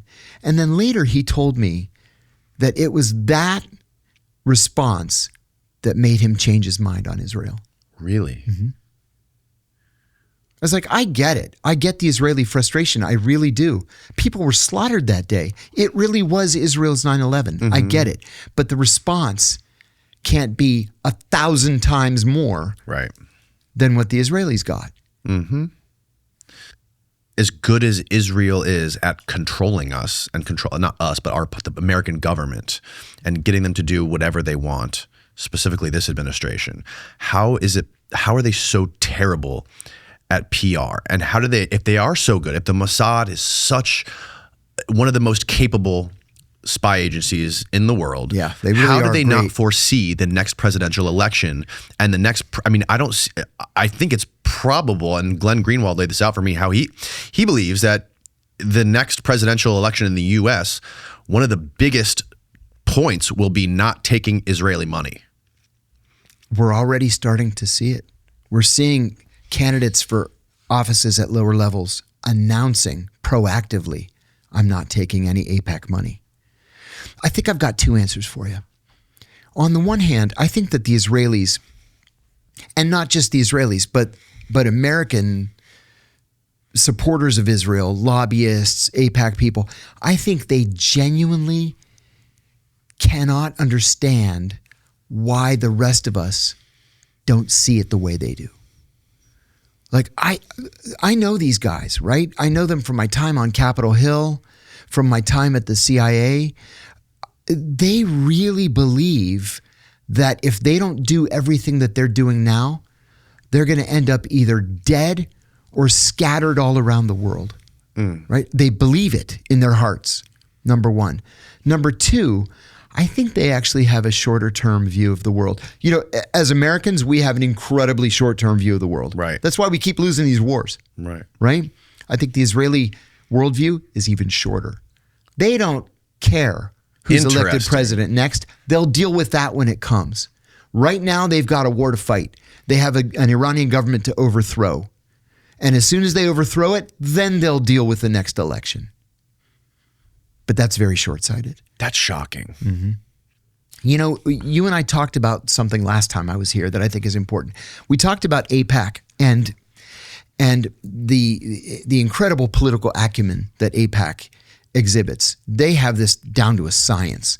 If you stray even one iota from the pro-Israel political line, they will primary you, right? They'll run somebody against you. If you're 99% pro-Israel, they're going to run somebody against you that's 100% pro-Israel. Right. Well, that strategy is not working out very well. And I'll give you an example. Thomas Massie? Massie's one. There was a congressional race in New Jersey recently where an incumbent, there's been some redistricting, an incumbent congressman who's pro-Israel was running in this race. There were a bunch of other Democrats running against him. And there was one woman, her name escapes me now, who is not pro-Israel. AIPAC supported a third Democrat who was like a little more pro-Israel than the incumbent. And instead the pro-Palestinian one won because the pro-Israel vote was split. Oh, wow. And there's a possibility of that happening in a district in Pittsburgh. There's a possibility of that happening in a district in St. Louis. And I think that maybe they got a little too big for their britches. Do you see this new guy who's running for governor of Florida? This fishback guy, young kid. I think Tucker did have him on his podcast. Oh, yeah. Tucker had him on. I'm smiling because on my own podcast one morning, somebody wrote in the chat, John, what do you think about this guy Fishback in Florida? And I said, oh, yeah. I said, I know that guy. I said, Tucker had him on. And I think that his position on Israel is very well considered. And it's sort of emblematic of how this new generation of political candidates is rethinking the U.S.-Israel relationship. Within minutes, I see on X, John Kiriakou endorses Fishback for governor. Oh, no. I was like, oh, no, I didn't. There's a video I sent you of him, Steve. Yeah. I mean, first of all, he's polling like 3%. Right. He's not going to win. He's not going to win. Who's the other guy who's going to win? This was last. When was this posted? Yesterday? Energy to crowd the Fishback's rally in Orlando, Florida is insane. Fishback just said he will suspend the enforcement of unconstitutional anti-Semitic hate speech laws. Well, but he's right about that. Those laws are unconstitutional. I was in Miami the other day. And in the Miami, what's it called? The Miami Herald, there was an article about this woman in Miami Beach who posted on Facebook, Free Palestine. Oh, yes, I saw this. And then the cops, did you post this on Facebook? Is like, yeah, what is this? The Gestapo? Yeah. We have freedom of speech in this country. Yeah, that was crazy. I saw that story. It's crazy. But he also wants to, the two other things he wants to do is he wants to put a moratorium on any immigration into Florida. Yeah, that's nuts. And he wants to put a 50% tax sin tax on OnlyFans people. Yeah, it's nuts. And he wants to execute abortion doctors. Yeah, it's fucking crazy, dude. It's not good. There's something, I don't know, maybe it's just the way I grew up in Florida. Like, I grew up on the beach. I never fucking paid attention to who the fucking president of the U.S. even was, probably until my mom forced me to watch some Clinton speech or something when he was getting when he had got impeached for the whole fucking Monica thing. I was so young, but I didn't really care. I was too worried about surfing and skateboarding. And when I see people as young as this guy, who are 31 years old, it's insane. Yeah. People like him, people like Nick Fuentes, who are just political pundits in their 20s and 30s. Yeah. And running for fucking platforms. office. It's like, what? Yeah. I guess I just came from a different fucking world than these people. Yeah, the country's changing. Yeah. Yeah, it's bizarre. But, look at this line here. If you want to call Benjamin Netanyahu a war criminal, be my guest. The crowd went wild in applause. This is a sea change. Yes. We've never seen anything like this before. Yeah. And I think you're right. I think there's going to be an impact in the 2028, but in the 2030 presidential race. I think there's going to be an impact. And this is going to affect the Democrats just as much as the Republicans. When Benjamin Netanyahu came to Washington, not the most recent trip just before hostilities, but the one before, Cory Booker, the Democratic senator from New Jersey, was filmed literally running like O.J. Simpson through the airport in those old ads, running so that he could make the picture with Netanyahu and all the Democratic senators. He didn't want to be left out of the picture. God. Yeah. Yeah. It's fucking insane, man. There's a guy running for Senate, for U.S. Senate from Michigan. His name is Abdul Assayed. His actual name is Abdurrahman Assayed, but he just goes by Abdul because people can't remember. It's like an 11-syllable name. It actually is an 11-syllable name. He was joking about it the other night. But I went to a fundraiser at a friend's house for him the other day. And what was interesting to me was that the whole night he talked about healthcare.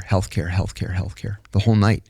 Not about this stuff. It was all about healthcare. He was like, yeah, I'm Palestinian. Yeah, I support Palestinian human rights. But I'm a medical doctor. He said, I went to the University of Michigan. I went to medical school at Columbia.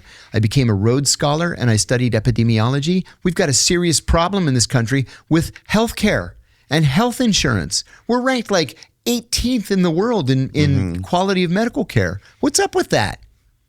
And I thought, you know what? This guy's talking sense. I like this guy. We've all seen the headlines lately about these massive data breaches, but the real danger isn't just a leaked password. It's the fact that your entire digital footprint is being sold to the highest bidder. And that's why I use Incogni. Most people think data brokers just lead to annoying spam emails.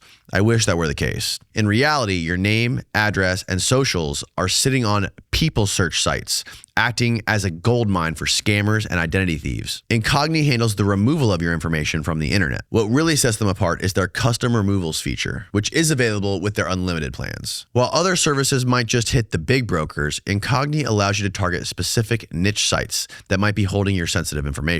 You get a dashboard that shows exactly who had your data and the status of the removal. It's the most comprehensive way to shrink your digital footprint and stay off the radar of professional scammers. Start protecting yourself right now.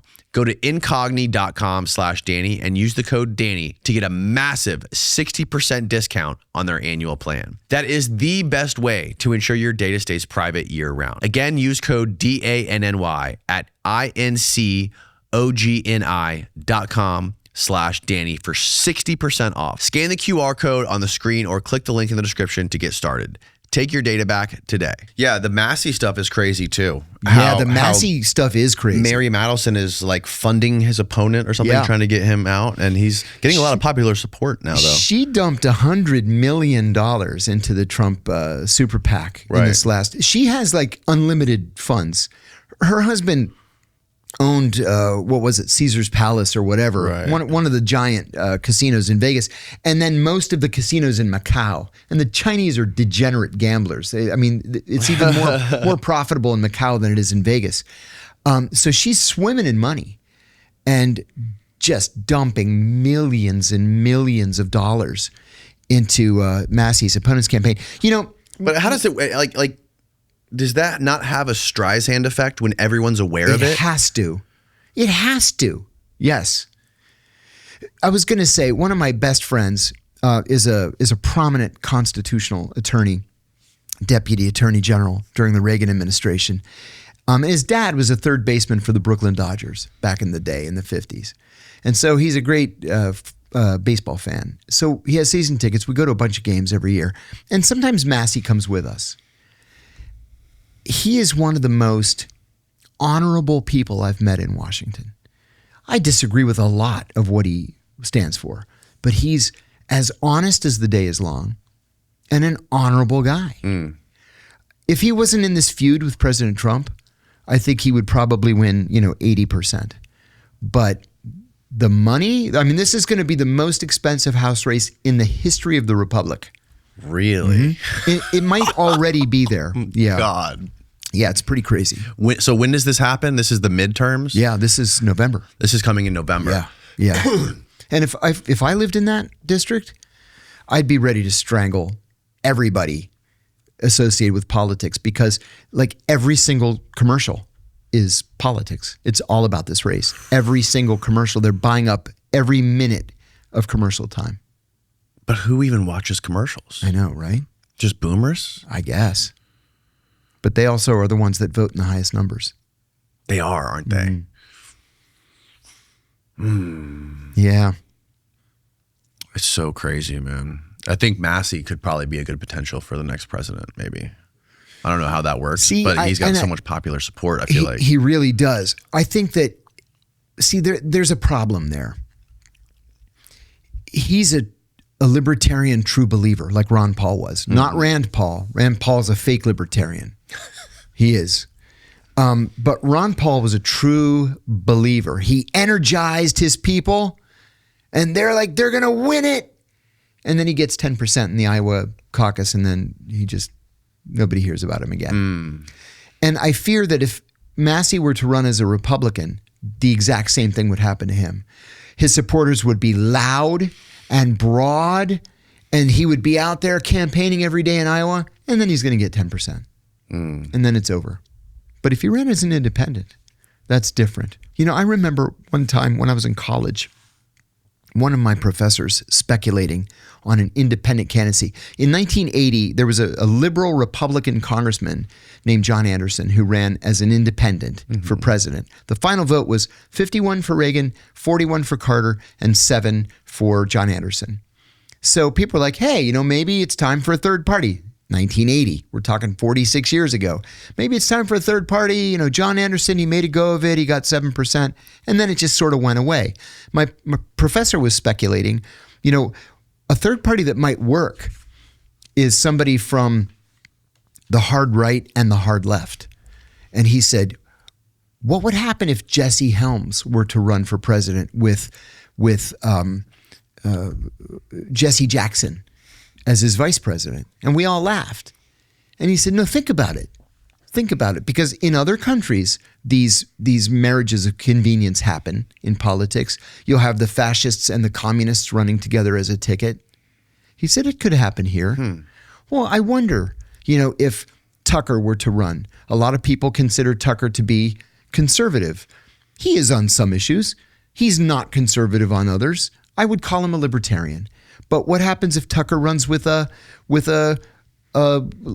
progressive? What happens if Massie runs as a conservative libertarian and runs with a liberal libertarian or a leftist libertarian? I don't think we really know what would happen because it's just never been done before. Right.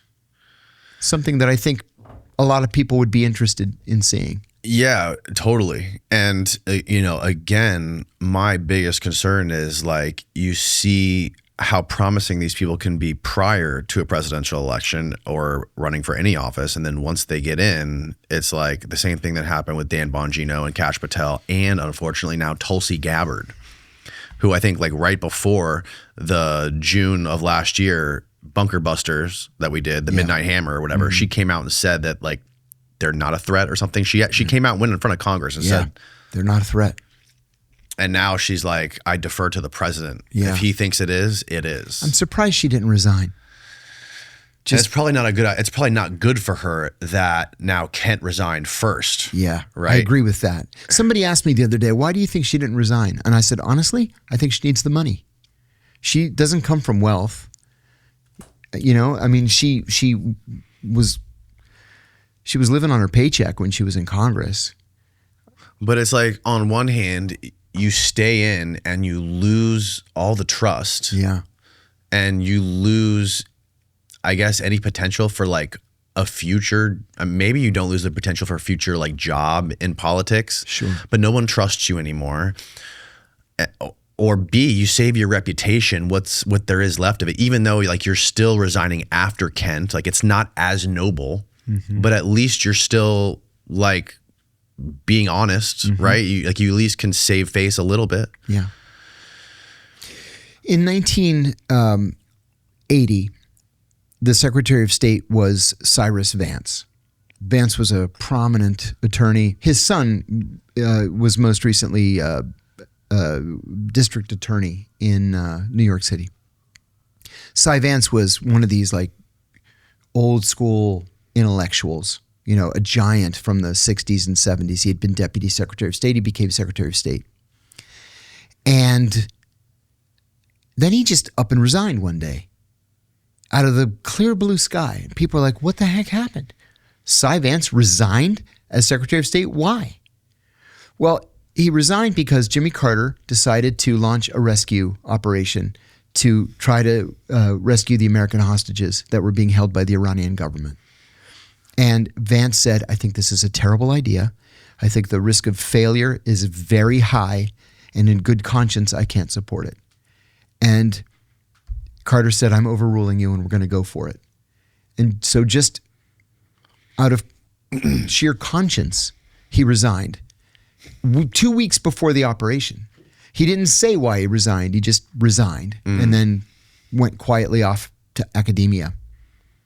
But time was when people did that. You resign on principle. You resign because it's the right thing to do. And I think for the most part, I mean, we saw that, of course, with Joe Kent, but for the most part, we don't really see much of that anymore. Or you, to a way more extreme degree, not just resigning, but blowing the whistle. I went to the mat. Like, again, I said this the other day, but the way you and Bustamante explained it to me when you guys were both here together, how like there's that 6 to 7 year limit in politics and in the agency and any other government agency, where it's like you're either going to be a forever bootlicker or you're going to leave because of your morals. And That's it. Yep. You can provide. You have a certain skill set that's valuable in like the marketplace. Which is funny because the culture at the agency is that there's nothing else you can do. Your skills are so specific to espionage that there's nothing else you can do. Unless you're an analyst.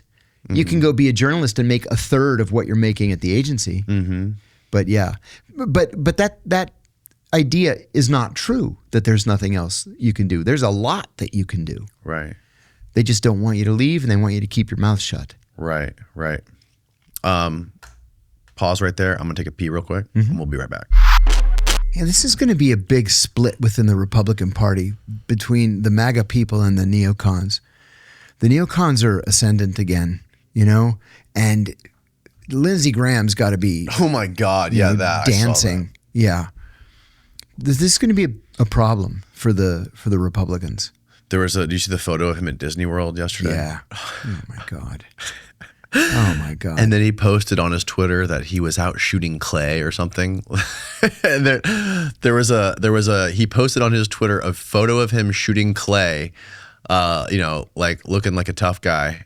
And somebody used AI in the comments and like made it so he was shooting like a Disney wand with bubbles. It's fucking hilarious. I almost wish I lived in South Carolina just so I could run against him. I think I sent you something about, oh, there it is. Lindsey Graham spent some time breaking clays in Edgefield County today. Doesn't get much better than that. Now scroll down.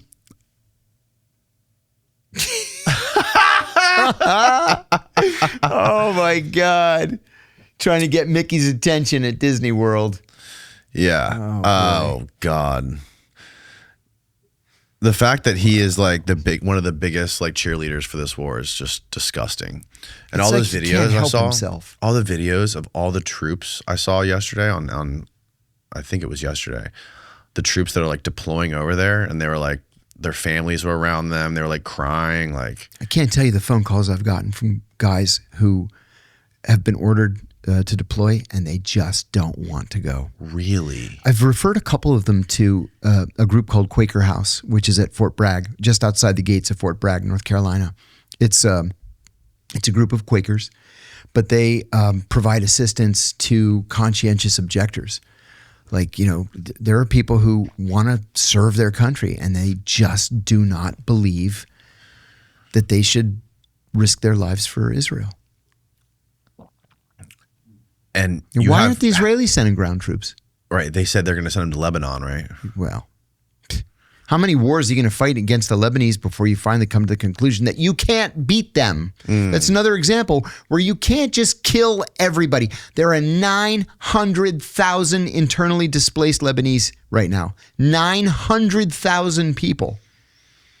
Like, how much more human misery are you going to inflict? And I wonder what the families are saying of the American soldiers that have died already. Exactly. I mean, was it worth it? Hegseth is saying that they told me to finish the job. Bull. I don't believe that for 1 second. Yeah, I don't think I believe that either. No. I'm really curious to hear what they have to say. I had Judge Napolitano on my show the other day, and I said to him, Judge, you co-hosted a show on Fox with Pete Hegseth for 10 years. What's your analysis, your assessment of his time as Secretary of Defense? And he said, Pete Hegseth is an incompetent boob and a serial killer. He says, he's a nice guy, but he's an incompetent boob and a serial killer. Yeah. It doesn't seem like there's any public support, or like I haven't heard any coherent argument for this. No. Which is crazy. And like the worst part is that the people that are doing it can't even keep the story straight. No. There's everyone is coming out with a different reason why they want to do it. Mm-hmm. Yeah. Like that we did it because Israel did it first. And if we didn't jump in, they were going to attack us. They were going to attack us and we would have suffered more. What a crock. And then they try to walk that back afterwards and say, oh no, they were about to have a nuke. Do you want to get nuked? It's like at least with the Iraq War, they kept their story straight. You know, and that's another thing. Before the Iraq War, George W. Bush crisscrossed the country for months to drum up public support, right? We didn't do anything for this one. We just invaded, attacked. Right. There was no attempt to drum up public support. There were no speeches, no events, no explanation on the Sunday morning talk shows. Right. Nothing. We're just expected to fall in line. And so what does it mean that, and I don't fully understand. I understand the high level that in order to declare war, Congress has to do it, right? Correct. And is this the first time we've done it without Congress? No, we haven't done it with Congress since 1941. Oh, okay. We never declared war on the North Koreans or the Chinese. We never declared war on the Vietnamese or on the Afghans or the Iraqis or anybody else. Not since the day after Pearl Harbor, December 8th, 1941. Because Congress is a collection of 535 cowards. That's why. Cowards. And then they came up with half measures where the president can send troops for 30 days, the War Powers Act, but then he has to come back to Congress and ask for funding for them. Well, you've already sent the troops. What district are you running in where you're going to go back and say, I'm going to leave our boys stranded over there with no funding. Vote for me for re-election. Come on. The fix is in from the beginning. So yeah, they're all so crazy. Cowards. That's so crazy. Because they're literally going against the Constitution. Literally going against the Constitution. And this is something that Thomas Massie talks about all the time. That the Constitution is crystal clear that if we're going to go to war, there has to be a congressional declaration of war. You know, another thing too, never in American history, and I mean this quite literally, never in American history has Congress so readily ceded its authority to the executive. The Constitution is also crystal clear about three co-equal branches of government, right? The executive, the legislative, and the judicial. But it's not co-equal anymore.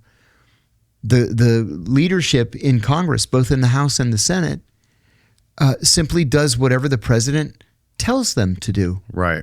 They all seem to be cheerleaders for the president. Exactly. You know, when Jimmy Carter was president, Tip O'Neill, who was a liberal Democrat from Boston, John Kennedy's old congressional district, Tip O'Neill was the Speaker of the House. And Tip O'Neill is one of these old school, cigar smoking, backroom Democratic deal makers. Everybody loved Tip O'Neill. But Tip O'Neill's job, as Tip O'Neill saw it, was to keep Congress relevant, right? The president can come and ask for, them to create the Department of Education, for example. The answer is not necessarily yes. The answer is we'll consider it. And if we think it's good for the country, we'll create a Department of Education. But now, for example, recently, this is just a recent kind of silly example. The president announced that the name of the Department of Defense is changing to the Department of War. Newsflash. presidents don't get to choose the names of the departments. Congress does. So your party controls both houses of Congress. Why don't they just pass a law changing the name from the Department of Defense to the Department of War? They haven't. Yeah, he changed the Gulf of Mexico to the Gulf of America too. Yeah, that he can actually do. Oh, okay. Yeah, that he can do. Like the next day it was on Google Maps. You can go on there. Yeah, that he can do. But in terms of a federal department, no, he can't do that. Yeah. But Congress is like, oh, whatever he wants, okay. We work for him. We're here to serve the president. Actually, no, you're not. You're here to serve the American people and to represent the American people on that lower level, that constituent level, which you're not doing. One of the things that scares me the most about all this stuff is right now we seem to be in this like little Goldilocks zone with free speech online, which feels crazy.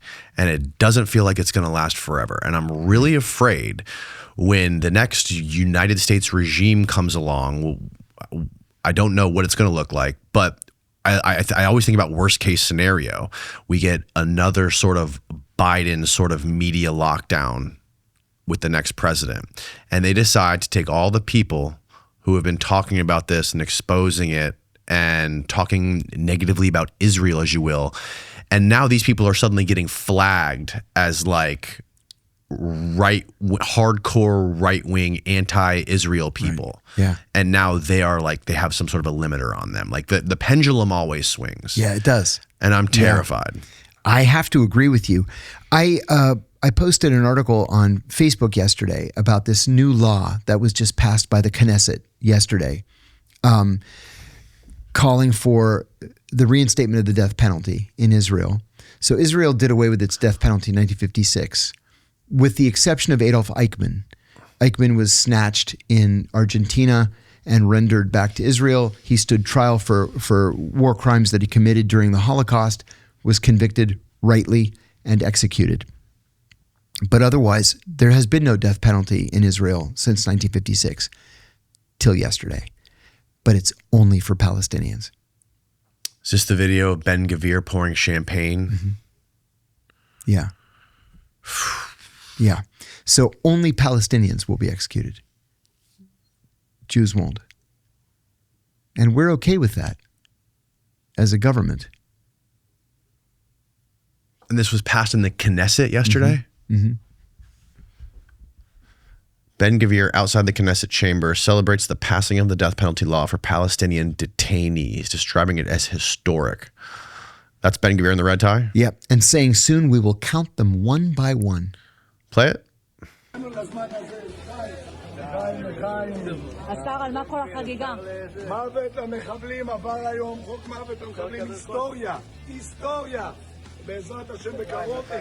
people who Gvir, don't know about Ben Gvir, why don't you give a little background? Ben on who he is? Gvir is a convicted felon. He has been convicted on multiple counts of anti-Arab and anti-Muslim hate crimes in Israel. The Israeli courts convicted him of hate crimes. But now he's, the National Security Minister, I believe is his title. And he's specifically in charge of security in Gaza and the West Bank. One of the craziest things to me about this is Lawrence Wright recently wrote a book about this. He went to Israel and he was doing research for a novel that he was writing. A novel? Yeah, it was a fictional book. Interesting. Yeah, but he's one of the leading thinkers on these issues. Yeah. Oh, yeah. Legend. I mean, some of the work that he's done and the books that he's written is just incredible. I think he won a Pulitzer, didn't he, for Going Clear, the Scientology book? Or not? Was it a Pulitzer or what? Or the National Book Award? What was the award Lawrence Wright won? I think you're right. It's Pulitzer. So one of the things he said to me when he was on the podcast was that it's so bizarre that these groups of people at war with each other for so long are quite literally, they share the same exact genetic. Yeah, that's true. They're genetically identical and have the same exact ancestors going back to like the Canaanites. Right. That's true. How crazy is that? It is crazy. Yeah, Have you seen this video that's been making the rounds of this evangelical Christian American woman, Asian woman? She goes to Jerusalem and she's filming herself and she's like, Israel, Israel. And these young Jewish students spit on her. They spit right in her face. No, I had not seen And she's this. like, it's okay. It's holy spit. It's holy spit. It's Jewish holy spit. And then she goes to the Western Wall, the Wailing Wall, and she's trying to interview people, and a guy like hits her hard, knocks her down. She starts crying. He's calling her a whore, and she's crying. She's like, "But I love Israel. Why are you doing this? I love Israel." It's like, this must be your first time in Israel. Why were they doing it? Because this shit happens all the time. There she is. So why was this happening to her? Because this is how they treat us. It's holy spit. It's okay. Kids? Yeah. Spitting on her. Uh-huh. They spit on Orthodox and Catholic priests all the time. See? Look. Took a swing at her. He punched her right in the face. Oh my God. Yeah. But because she's American? Yeah. Because she's not Jewish. Because she's not Jewish. How do they know she's not Jewish? Because she looks Chinese? I guess. Look at her. Now she's crying like, how could this happen?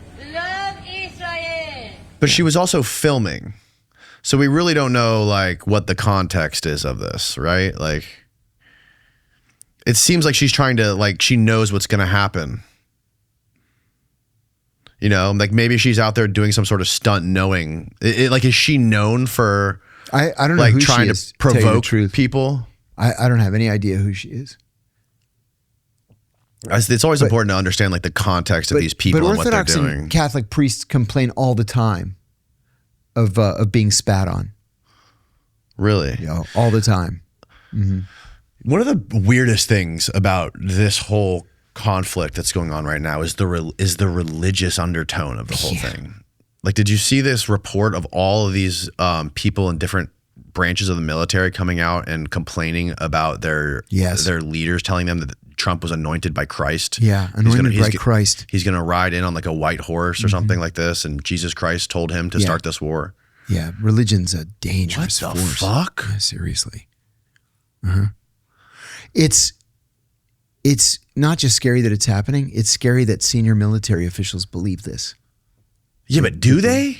If they're passing it down the chain. One of the reports was like saying that the military leader who was telling his troops this was like laughing as he was saying it. Why say it? I would, if the Secretary of Defense orders me to say something like that, I'd say, with all due respect, sir, the answer is no. Not doing it. You can fire me. Not doing it. Yeah. Yeah, there's that's one of the scariest things to me, especially when you see people going in front of Congress saying that like Israel has a biblical right to this territory. Yeah. Like based on the Bible, they have this. Right. Exactly. It's like the whole Israel has a right to exist thing. It's like special privileges based on scripture, on some ancient fucking scripture. And the question is never asked, does Palestine have the right to exist? Right. Does America have the right to exist? Right. Do we have the right to exist? Exactly. Who gives us the right? Like, where do we get the right? Right. Exactly. Yeah. You know, Tucker's interview with Mike Huckabee was so egregious. First of all, Huckabee should have been fired for welcoming that fucking traitor, Jonathan Pollard, into the embassy and feting him like a hero. This is a fucking guy who spied on the United States, not even just for Israel. That's bad enough. But the Israelis traded the top secret documents that he stole from the Pentagon, traded them to the Soviet KGB in exchange for a plane load of Jewish refugees. So he was essentially spying for the KGB. Mm-hmm. Did every day of a 30-year sentence. Sheldon Adelson sent a plane a private jet to fly him to Israel. He got off the plane, kissed the ground, was met there, planeside, by Benjamin Netanyahu. And then he told an Israeli journalist that American Jews should take up arms against the American government. The American government. He said that? Yeah. Now he's running for Knesset. Yeah. And he was welcomed into the embassy by Mike fucking Huckabee, who then just a couple of weeks later gave this interview to Tucker and said, yeah, they can take I'll take the whole Middle East. I don't care. And Trump pardoned his handler? Yeah. Is that right? He pardoned the handler. Yes. The Israeli Mossad handler. Israeli Mossad handler. Who hadn't even been charged with a crime. Just proactively pardoned him. Oh, so this person, this handler was never imprisoned? No. Never. No, never. Oh my God. Never. Yeah, there you go. What is this? Oh, this is a different story. Oh, no, that's different. Pardon industry offers rich offenders a path. Yeah, that was in the Times. One inmate paid a lobbyist and lawyers with ties to the president's team and walked free. Others followed the blueprint. Oh, is this the guy that opened the nursing home or had like the... Yeah, that's the nursing home guy.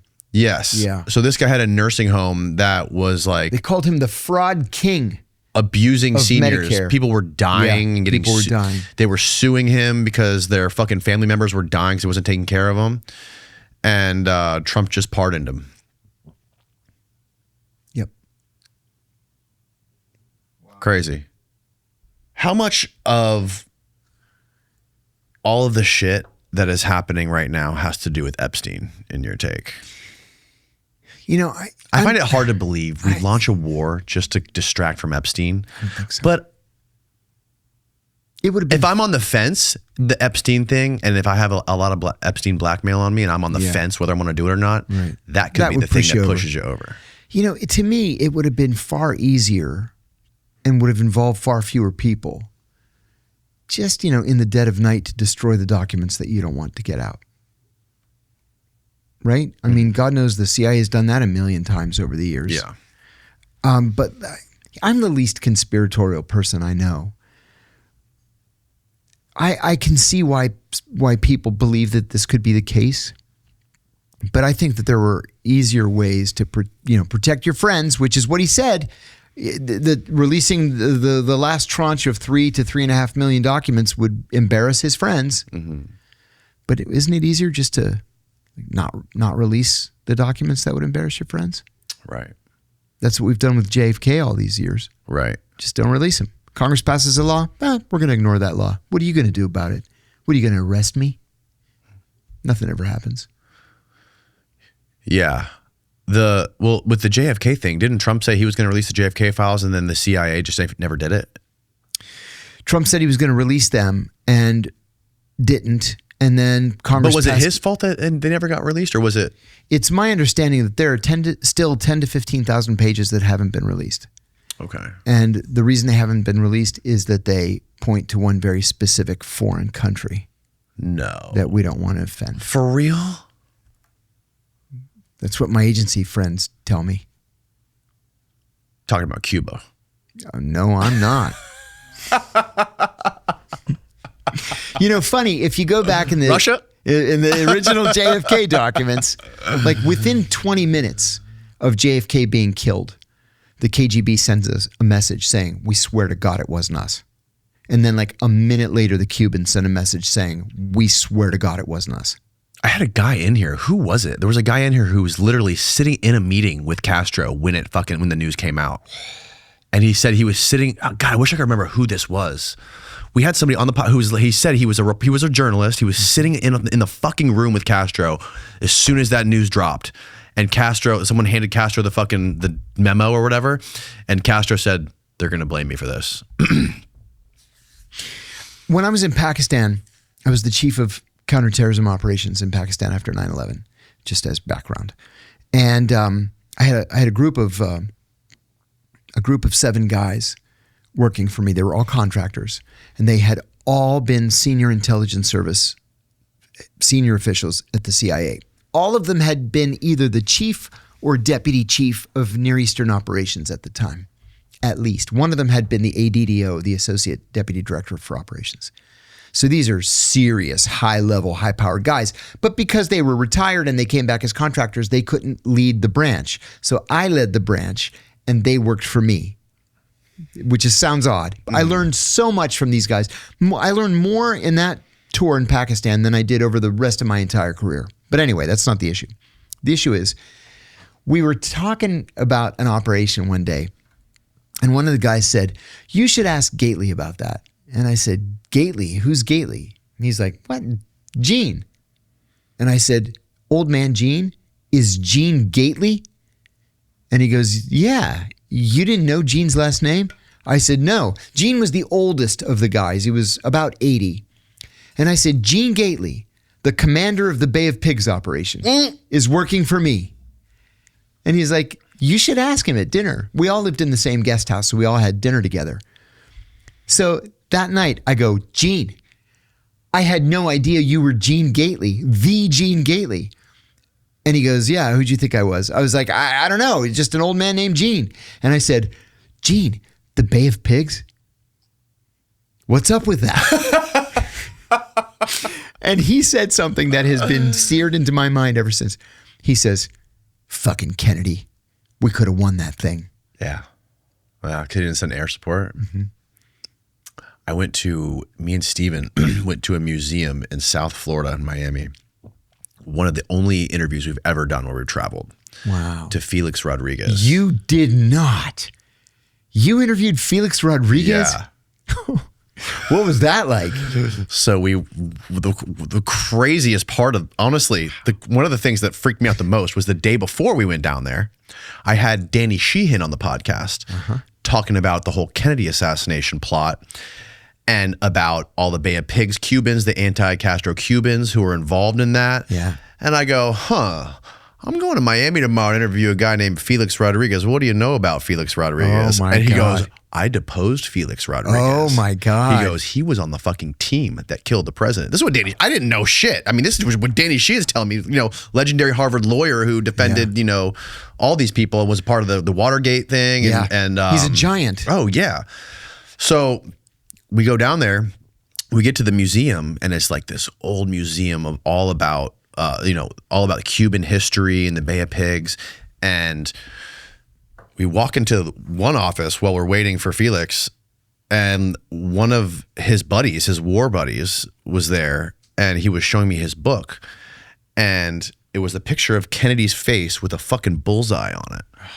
And he had like pictures of Kennedy on the wall with like fucking bullseyes on his head and shit, like fucking slashes through his face and stuff. They all hated Kennedy. Yeah, they did. They hated Kennedy. Every one of them. I'm sorry to say, there's a Greek American, George Giannidis, who was he was the chief of Miami Station at the time, and there are a lot of fingers that point right at George too, as having been involved. One of the crazy things that I took away from Felix was that like when he got into the first thing he did was Vietnam, I think. Mm-hmm. He was in the Vietnam War. Yeah. Didn't he also kill Che Guevara? Yeah. Yeah, he told that story. That's crazy. And kept his finger as a souvenir. He had denied that. I asked him. I asked him, like, I heard you kept his Rolex. He's like, no, I never kept his Rolex. I heard that too. And, he was in the Vietnam War, like mowing down civilians and shit. And mowing down people from helicopters, like the same shit that Billy Waugh was doing. Like him and Billy Waugh, like when you're that young and you're just fucking slaughtering people, mass murder. What does that do to your psyche? And going to do that fucking assassination on Che Guevara, like I don't know what there's two types of people. There's people like Billy Waugh and Felix Rodriguez who like either they have this predisposition to be able to kill without thinking twice about it and not have a conscience about it. And there's like the other group of people, which were like, they went to go do the Iraq war and they didn't have that in them. It's just like they had a couple options. I could go to college, I could go get a job, or I could go, fight this war. This seems like a cool option. And then they go out there and then they end up being traumatized because they weren't built for that. That's right. And they come back with like insane PTSD and trauma and things like that. And I forgot where I was going with this. We're talking about the Bay of Pigs and Felix Rodriguez and all that stuff. In the museum. And the museum. And I went to on the flip side of that. Yeah. I went to Havana 2 years ago, and I went to the CIA museum in Havana, which has all the shit that they confiscated from the likes of Felix Rodriguez. No way. At the Bay of Pigs. Yeah. That's crazy. It's nice too. It's in the best part of Havana. It's across the street from the Tunisian embassy. And it's in a mansion, and they've converted it into a museum. Wow. Has their CIA IDs, their weapons, all kinds of stuff. Yeah. Yeah. So like, you know, I feel like Felix and Billy Waugh were kind of like very similar people, you know? And I feel like the war, like just their experiences really did that to them, you know? And like I've heard the stories that Annie Jacobson tells about Billy Waugh, like in his late 70s going to the CIA trying to get them to send him back overseas. They did. I know, I heard. I went with him.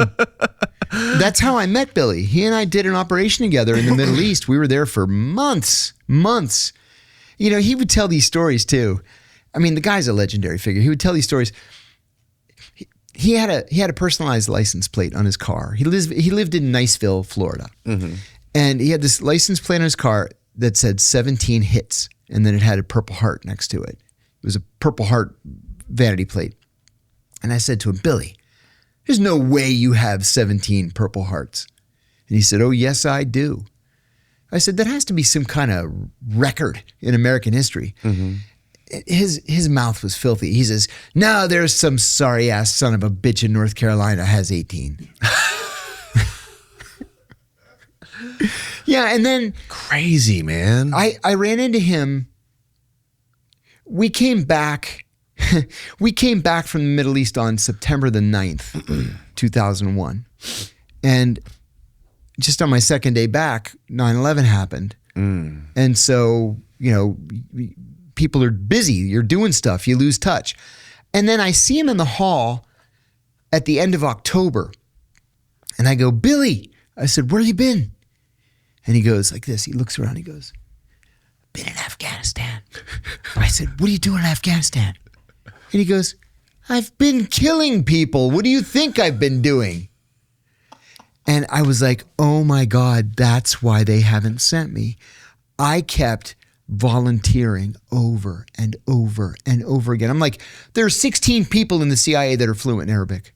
There are 2 of us in the counterterrorism center that are fluent in Arabic, and you won't send me? Why won't you send me? It's because they didn't need a translator. They weren't translating anything. They were just killing everybody. Wow. Billy, he used to tell these stories. You know, he was in Korea, he was in Vietnam, he was in Grenada, he did all this stuff, right? One of the first stories in Annie Jacobson's book about Billy Waugh, Surprise, Kill, Vanish, which I can't fucking forget, was how I think it was, I don't want to fucking get this wrong. I'll just say it was one of her sources. It may have been Billy. I don't remember if it was Billy or not. Explained to her how his first kill was using his fucking serrated dagger to cut the throat of a woman in Vietnam. You know, he told me that same story. Oh, that was Billy? Yeah. Okay. He told me another story, and I cracked on him. We were driving. We were in the car at one point for hours. God, he used to play this. Who is this piano player in the late 60s, early 70s? It was like Liberace kind of music. It would drive me crazy. Anyway, so hours. So just to get him to shut the piano off, I would turn it down. Hey, Billy, let me ask you about Vietnam, right? And then once he starts talking, there's no stopping him. One of the princes came up to me and he says, you're friendly with Billy. And I said, yeah, I'm friendly with Billy. He says, please, please tell him no more F word. And please, never GD. And I was like, I'm sorry. He's got a filthy mouth. Nothing's going to stop him now. He's almost 80 years old. Anyway, he used to tell these stories over and over and over, and they would always get a little bit more exciting with each telling. And then finally, he was telling me about his Silver Star. He got shot down behind enemy lines in Vietnam, and the pilot was killed. Right. Right? So he just starts the trek south. He's trying to get to the front line so he can slip across at night. And I remember the story. His leg was like rattled with bullets. Yes. Shredded. And he's walking. He walked like 25 miles. But then, like the third or fourth time he told me this story, he comes up upon this cow or ox or whatever it was in a rice paddy, and he had a knife and he cut the cow's leg so he could cut an artery, and he's drinking the blood to get nourishment. And I was like, that was a scene from Apocalypse Now. You didn't do that. And he starts laughing. He goes, well, I did all kinds of shit that was like that. Billy. Oh my God. Never had kids. Yeah, never had kids, yeah. Yeah, the government was his life. The military was his life. After that first, I read in that first deployment, Andy's book, he said after that first deployment when he got his leg shot up and he came out, that's why he gave him his first Purple Heart, and he had to have surgery on it, and he was like, they said, you're disabled now. Yeah. Congratulations, you're said, disabled. screw that. Like, you're good. Yeah, he freaking like hitchhiked across the country again and got tried to lie to them and tell them, I'm good, I can sprint, I'm full speed, send me back out there. Yeah, he meant it. Yeah, he wanted it. Mm-hmm. Yeah. I asked him one time if he was going to write a book, and he said, no, he said, I'm not much for writing, but he said, my niece is going to write my biography. And she did. It came out, I guess, just before he died. It's out there on Amazon. I've seen it. I've not bought it. Interesting. Annie Jacobson is a absolutely fantastic writer. The Surprise Kill Vanish book was amazing. Yeah, she's really great. Mm-hmm. She's working on a new one right now. Supposedly about, I don't know if I can talk about it, but it's going to be similar to her latest one about nuclear war, I heard. Great. So how much of this shit in these Epstein files have changed your view on 9/11, if at all? On 9/11, no. My view is generally mainstream. I believe that the Israelis had advance notice and that they made a strategic policy decision to not tell us, because they knew what the response would be. They knew we would just go out and just start killing everybody, which we did. We killed 2 million Muslims in the next 20 years after 9/11. And that was good for Israel because it led to the invasion of Iraq and the overthrow of Saddam Hussein. And remember, Saddam Hussein was an existential threat to Israel. You know, they would come and beg us, please attack Iraq, attack Iraq, attack Iraq. Even with these emails about the Shadow Commission and all the missing emails. That bothered me very, very much. And the missing tranche of emails right around 9/11. Yeah, it's missing. Yes, all of that bothered me very much. I mentioned the Shadow Commission on a podcast, I don't know, a few weeks ago, 3, 4, 5 weeks ago, whatever it was. And somebody wrote to me afterwards and said, the Shadow Commission is bullshit. It was private. Nothing ever came of it. It never turned into anything. Well, how the fuck do you know? Who are you anyway? Reaching out to me. It's some name I don't know. I don't know how the guy got my email address. But the emails from Ed Epstein. Glenn was talking about him. Yeah, Ed Epstein. You know about him? He's not related to Jeffrey Epstein. Right. He was like at Harvard or something like that. Yeah, I think so. Yeah. And he's not talking. No. No.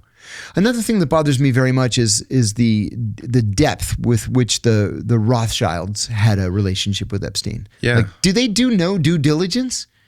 I actually get it that Les Wexner, I personally believe that Les Wexner and Jeffrey Epstein had some sort of sexual thing. Yeah. That's just my belief. I don't have any proof. But I get that maybe Les Wexner had a crush on him and sort of, seeded his career and gave him $100 million and got him started and whatever. But the Rothschilds are the Rothschilds. They've been filthy rich since the 18th century. Right. They do no due diligence to see that this guy, his credentials are that he was a 7th grade math substitute teacher and that he never went to college. Well, there's the email that he sent to Ellie de Rothschild where he sent her something from Harvard, that Harvard professors were teaching the students that Hitler was taken care of in like a homeless shelter that was owned by the Epsteins and the Rothschilds. And then she comes back and she's like, oh, is that a conspiracy theory? And he's like, no, this is 100% true. The Epsteins and the Rothschilds. So it's like maybe he came from some big noble family. I've spoken to his brother. His brother's just like, Joe Normal guy. Yeah, I don't know. Something seems off about his brother. I think the brother's been traumatized. Probably. His brother's the one that's like saying, I saw his body, right? He's definitely dead. Accompanied the body to the crematorium. So would it be fake? Would there be a possibility if the brother did see a body, could his brother be fooled by a body double? I asked him that. And he said, it was my brother. I identified the body. Okay. Yeah. Okay. I'll give him that. But if you are his brother and you know your brother, if you know Jeffrey is still alive, wouldn't you want to just tell the public that he's really dead to protect him? Sure you would. But also, if you're doing this in cahoots with your brother, don't you think your filthy rich billionaire brother would have at least given you a couple of dollars before he decided to vacate the scene? Yeah, how do we know he did it? I mean, the feds have confiscated everything. Everything's tied up. Oh, you think there would be proof that he gave him some money or something? Yeah. I don't know. It just does seem weird, that the photographer was out there and ready to go. Well, he's adamant that this was an assassination, and that it was, the CIA in cahoots with the Bureau of Prisons, in cahoots with this one and that one. It's this big conspiracy, but that he's dead. Yeah, and it's also crazy that Wexner and Bill Clinton, in both of their recent videotape depositions, are giving up the Rothschilds when they're not even asking them about the Rothschilds. Right. What's up with that? That's kind of wild. I interviewed David Boyce a couple of weeks ago. He's the legendary criminal defense attorney. He represents Hillary Clinton right now. And he said something that was very interesting. He said that he's got this huge staff at Perkins Coie, I guess is the name of the firm. He's got this enormous staff. They went through every page of those 3 million documents. And he said there was no evidence of any crime having been committed by Bill Clinton or by Donald Trump. In the released files. Right. So then why not release the rest of them?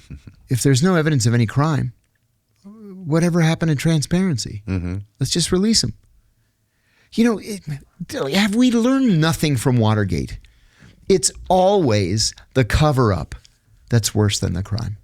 Yes. Always. Yeah, and some of the people that have been just completely exposed for stone cold lying to the public about their ties to Jeffrey Epstein with no repercussion. Oh yeah, nothing. Look at Kathryn, what's her name? Ruemmler? Kathryn Ruemmler. God. Oh man. I didn't know shit about her until this. Neither did I. And I heard you guys talking about the kill list. Yeah. Yeah. Why would this woman, this random woman, the White House counsel that nobody's ever heard of, why would John Brennan give her the CIA's highest honor, which is normally reserved only for officers killed in the line of duty? Why would she seek repeatedly to connect John Brennan with Jeffrey Epstein? She apparently failed. There's no evidence that they ever met, but she tried repeatedly to get them together. And then lie about her relationship with him to Goldman Sachs, which then made her general counsel. General counsel. Can you imagine what she must have been making as the general counsel for Goldman Sachs? It had to be 8 figures. What is the story of this kill list that she was a part of? So this was a story broken by, I think it was the New Yorker back in 2009, 2010. It might have been Atlantic Monthly. I can't remember. But anyway, John Brennan, when he became the Deputy National Security Advisor for Counterterrorism in Obama's first term, remember, Obama named him CIA director and the liberals went crazy. And they said, oh, no, you don't. He was one of the founders of the torture program. And so Obama made him the Deputy National Security Advisor, which doesn't require Senate confirmation. After he got fired when he asked for a raise, and then he went around and found a new job and then ended up fucking deputy director. Exactly. Insane. Became director. Director, yeah. So he convened this group that they called the Tuesday Morning kill list meeting. It was mostly lawyers, the White House counsel, deputy White House counsel, attorneys from the OLC, the Office of Legal Counsel at the Department of Justice, the CIA General Counsel's Office, and then CIA Counterterrorism Center operators. And they would come up with a list every week of people to kill, right? So all the lawyers would agree, yes, we're going to kill them. And Brennan had been... Who specifically is killing people? The CIA. The CIA. So Brennan was seconded by the president to sign on the president's behalf on the kill list each Tuesday morning. They fan out the teams around the world. They kill the people on the list. And then they all meet up again the next Tuesday and come up with a list of the next group of people to kill. It's fucking sick. Is this still happening? I don't think so. But keep in mind, none of these people had ever been accused of a crime. None of these people... All foreign? All foreign, we think. They won't say. In fact, at the very end of the Obama administration, Senator Rand Paul of Kentucky, was questioning the Attorney General at the time, Eric Holder. And he asked him, are you saying, you're talking about these kill lists, are you saying that the president has the right to kill anybody he wants? And Eric Holder said, if that person presents a clear and present danger, right? That's the terminology that they use. A clear and present danger to the United States, to American citizens, or American installations. Then yes, the president can kill that person or order that person to be killed. And then Rand Paul says, does that include American citizens? Well, the answer was yes, because we had already killed Anwar al-Awlaki, the spokesman for al-Qaeda, and his 16-year-old son and 16-year-old nephew, none of them had ever been charged with a crime. And then Rand Paul says, what about an American citizen on U.S. soil? And then Holder's like, well, we can go off the record, or we can, behind closed doors in closed session, I'll answer your question, but not in front of the media. What the fuck is that? Either we're a nation of laws or we're not. Pick one. Another thing that's really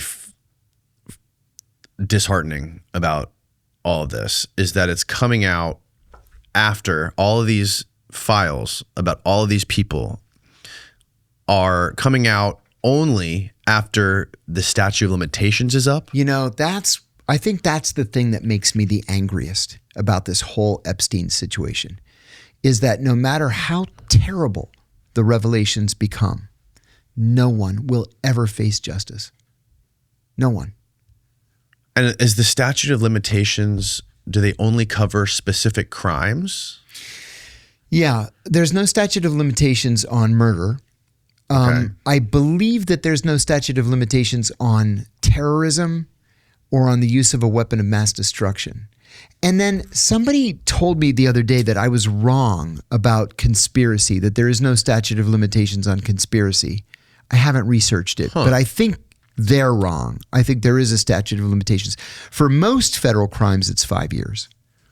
Some it's a year, 2 years, making a false statement or whatever, failing to fill out the FARA form online. Right. And what a coincidence that we're just over 5 years since Epstein died. Isn't that And now it's all interesting? coming out. Mm-hmm. So theoretically, now it's safe. Which is yet another reason to release the files. All right, your friends are going to be protected. They're not going to go to prison. And if your friends are pedophiles, society needs to be protected from them. So I'd like to know who the pedophiles are. Thank you very much. Key aspects of the thank you. conspiracy statute of limitations, general federal limit, the standard federal statute of limitations for conspiracy is 5 years. 5 years. Dang it. So I was right. He was wrong. Interesting. And, that whole Bannon interview with him was crazy too. And I think only a couple hours of it got released. I think there was like over 10 hours he filmed with him allegedly is what I heard. Wow. But we only got like that 1 or 2 hours where like some people say that, Bannon was trying to do some sort of like a PR campaign to like revive his the public perception of him when he did that. But I don't know, if you watch that, like Bannon was really like coming at him. Wow. I wonder why he would do something like that. I mean, why Epstein would agree to something like that. Maybe just because they were friends. Right. Did you happen to see this piece in the New York Times last week about this society woman that he was giving money to, and she helped to reintegrate him into New York society? Oh, yes. She wore stripes the day that he was released to show solidarity with his time in prison. The New York socialite lady? Yeah. Mm-hmm. Exactly. Yeah, she was trying to help him find a baby mama. Mm-hmm. So he was allegedly... Which is a whole other, issue that came out in these files. Yeah. There was kids. What is this, kids. eugenics? It looks like he's having kids. It looks like he has kids out there. Yeah, they had to be perfect specimens, looking for Ukrainian girls. And that's what he was telling her. Yeah, like telling her, this is the kind of girl I want. But she's like saying, oh, well, you gotta find a girl who's not going to get too attached, not going to, try to get any of your money. Like, we got to find the right girl. We can find her. Yeah. It's not good. It's crazy. And the whole tri-lateral commission thing, how he's telling Steve Bannon about this tri-lateral commission. Yeah, they invited me to the tri-lateral commission. I bet they did. All these other big people and had the, huge backgrounds, world leaders, and then this young kid from Coney Island. Just a good kid. Someone to whom I used to be very close has attended these kinds of meetings, Trilateral Commission, Shangri-La Summit, Davos, all of these major. And she told me that they all take place just to sell weapons and weapon systems. That's all anybody ever talks about. She said, yeah, the politicians think the big thoughts and, this is what I'd like to do. And what do you think of this idea with, clean energy or whatever? But when it comes down to it, at the end of the day, it's all about selling weapons. The Trilateral Commission is all about selling weapons. The Trilateral Commission of all of these different groups is the one that's most highfalutin, right? The Henry Kissingers and Hillary Clintons of the world meet with the Tony Blairs and, people from the CEOs of the world's biggest corporations and stuff. And yeah, they talk about international policy and what would be best for the United States or best for the European Union or best for international banking or whatever. But in the end, it's really all about making military sales. Why would gun sales be of such high importance? Oh, because that's how the American economy runs. Post 9/11, we're in a full-time, permanent wartime economy. So at the highest level of the pyramid of society is arms trafficking? Yeah. Listen, the Pentagon, it took them 75 years to do this, but the Pentagon has manufacturers with which it does business in literally every one of the 435 congressional districts. Literally every one of the country's 435 congressional districts has something to do with the manufacturing of weapons, weapon systems, or associated technologies. Whoa. So there are jobs at stake in every congressional district in America. That's why the votes for the Pentagon budget are almost unanimous every time. And where do the world bankers fit into this whole equation? Like the Rothschilds and Soros and all these folks. I don't know. And I think most people don't know. And that's why these conspiracies take root. And don't forget too that almost every conspiracy has a kernel of truth at its basis. But I think we really don't know how it all works. You see this story that just came out where one of the board members of the Rothschild Bank just got a job, just got hired to oversee the Vatican Bank. Oh my God! No, I did not see that. Find that story, what Steve. In the world? It's like all the craziest QAnon shit is coming true. Yeah, it's like they're sitting around a table saying, "Oh, you know what we should do? Let's pick the most egregious conspiracy, and we'll make it happen." Right.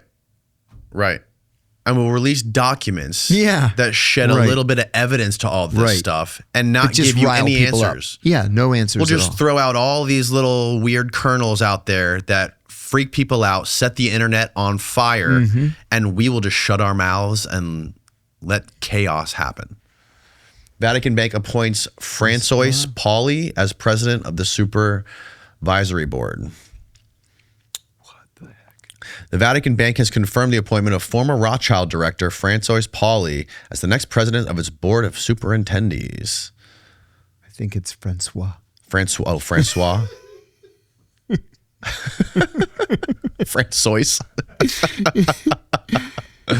Tomato. Board of Superintendents. Yeah. Sounds high level. It's the Illuminati. Yeah, seriously. He's a Luxembourg national.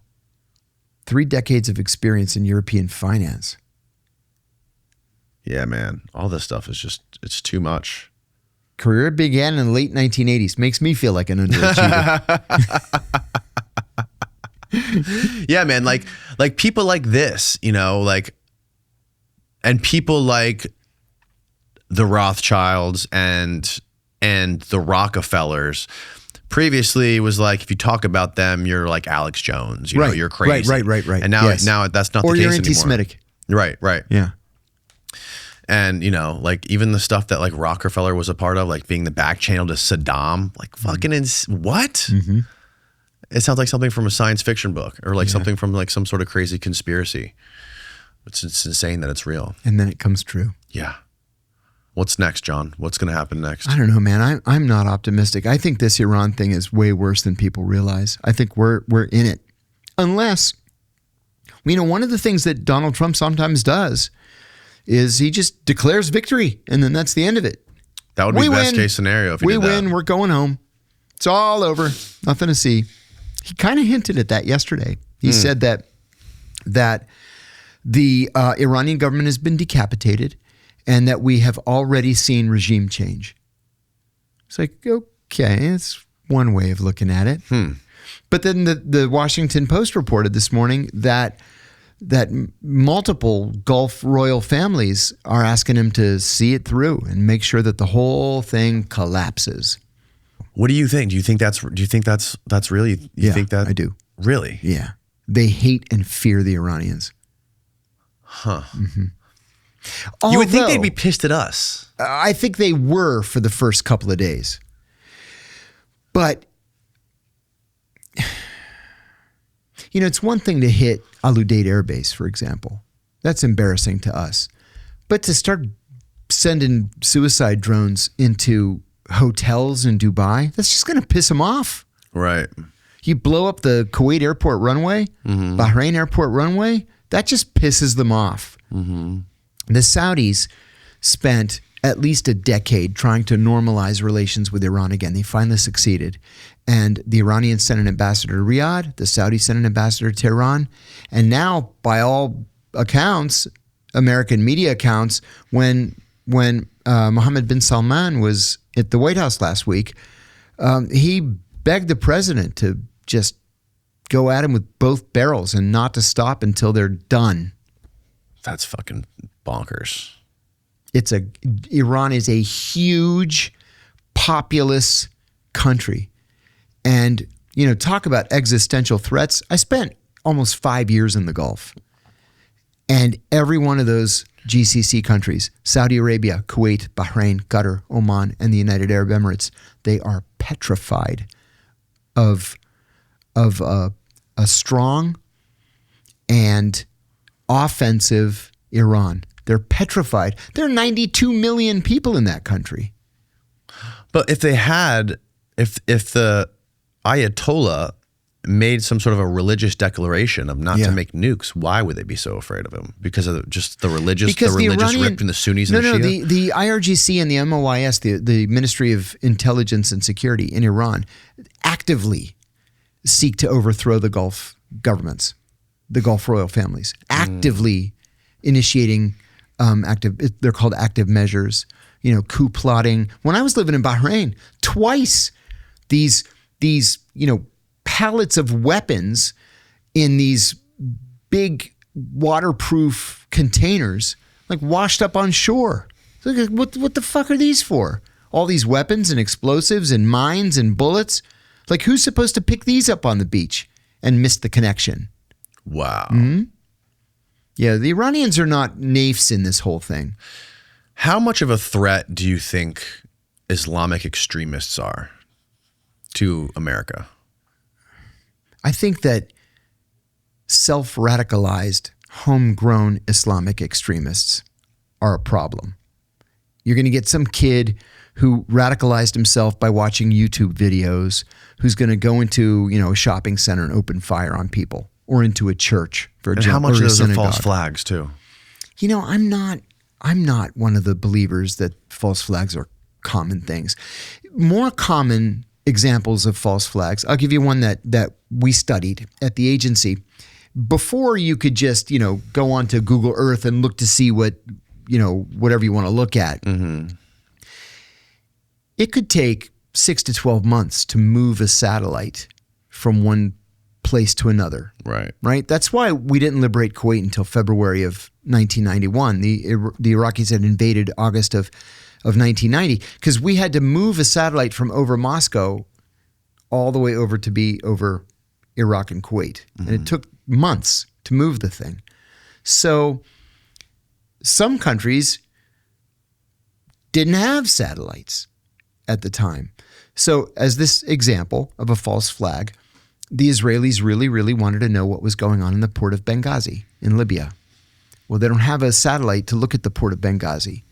So what they did is they had a Mossad officer call the harbor master on the phone in Benghazi and say, "Hi, I'm a wealthy French businessman, and we do a lot of work in Libya, a lot of trade, and I represent a consortium of European businessmen. We have lots and lots of money, and we're looking for somebody to represent our interests in Benghazi, somebody who has access to the port and understands how the port works, and we have tons of money that we're willing to spend." Well, what's the port master going to say? Harbor master. He's going to say, "I could do that." "Oh, you would do that for us? You would be our consultant. We're going to pay you a lot of money. All we want to know is the names of the ships that come in every day and everything that's on the manifests." Okay, that's protected information. Does the information include weapons for Palestinian training camps in Libya? Of course they do. What about technologies from North Korea or from Pakistan or any other country that might be willing to sell nuclear information? And so this harbor master reported to Mossad for years. He never had any idea that he had been recruited by Mossad. Wow. That's a false flag. He thought he was working for a consortium of French businessmen. That's crazy. But that's the more likely false flag. Right. Right. Yeah. I just see the people who are the advocates for this war, a lot of them trying to paint this fear-based narrative. Yeah, that's exactly what it is. How Islam is going to be the majority religion in the world by like 2030 or something like that. And it's already like it's the second biggest religion in the U.S. right now, second biggest in Canada, Australia, the UK, and all this stuff. And by 2030, they're going to be it's going to be the Muslim majority, and we should all be terrified. But it's like, I don't know. From my perspective, it doesn't seem like the Muslims are a huge threat to us. They're not. No, that's why I get a kick out of these state legislatures that pass laws banning Sharia law. Like, why? Right. They're not imposing it on anybody. No, nobody. Do you know what Sharia law is? Right. So Sharia law is, for example, if the head of the household dies, Sharia law says that the wife gets half of the estate and the sons get the other half. That's Sharia law. Sharia law says, it? Yeah, that's it. Sharia law says you can't charge interest on a loan. right? It's a sin. So you charge a user fee. You could call it interest. I'm going to call it a user fee. Right. I see. That's Sharia law. Okay. Sharia law says that if you have multiple wives, which of course are not recognized in the United States, you have to treat them equally. Right? So if you do something for one, you have to do something for all four equally. That's Sharia law. So what these morons in places like Oklahoma City or Austin are so worried about, I have no idea. It's just they just exhibit their own ignorance. Right. They hear, oh my God, Sharia law. Oh my God, we have to stop it. Right. Muslims, they're going to blow us up. And come on. Yeah. What are you doing? It's a crazy world, man. John Kiriakou, I always appreciate your insight. Always great to see you. I so enjoy coming down here and doing these. I really appreciate it. Thank and I will link your Substack, your YouTube, your X, all that stuff below. Is there anything I'm missing? No, I'm on YouTube and Rumble. Rumble too. Lots of good stuff happening. Fantastic, man. Thanks again. Appreciate it. Good night, folks.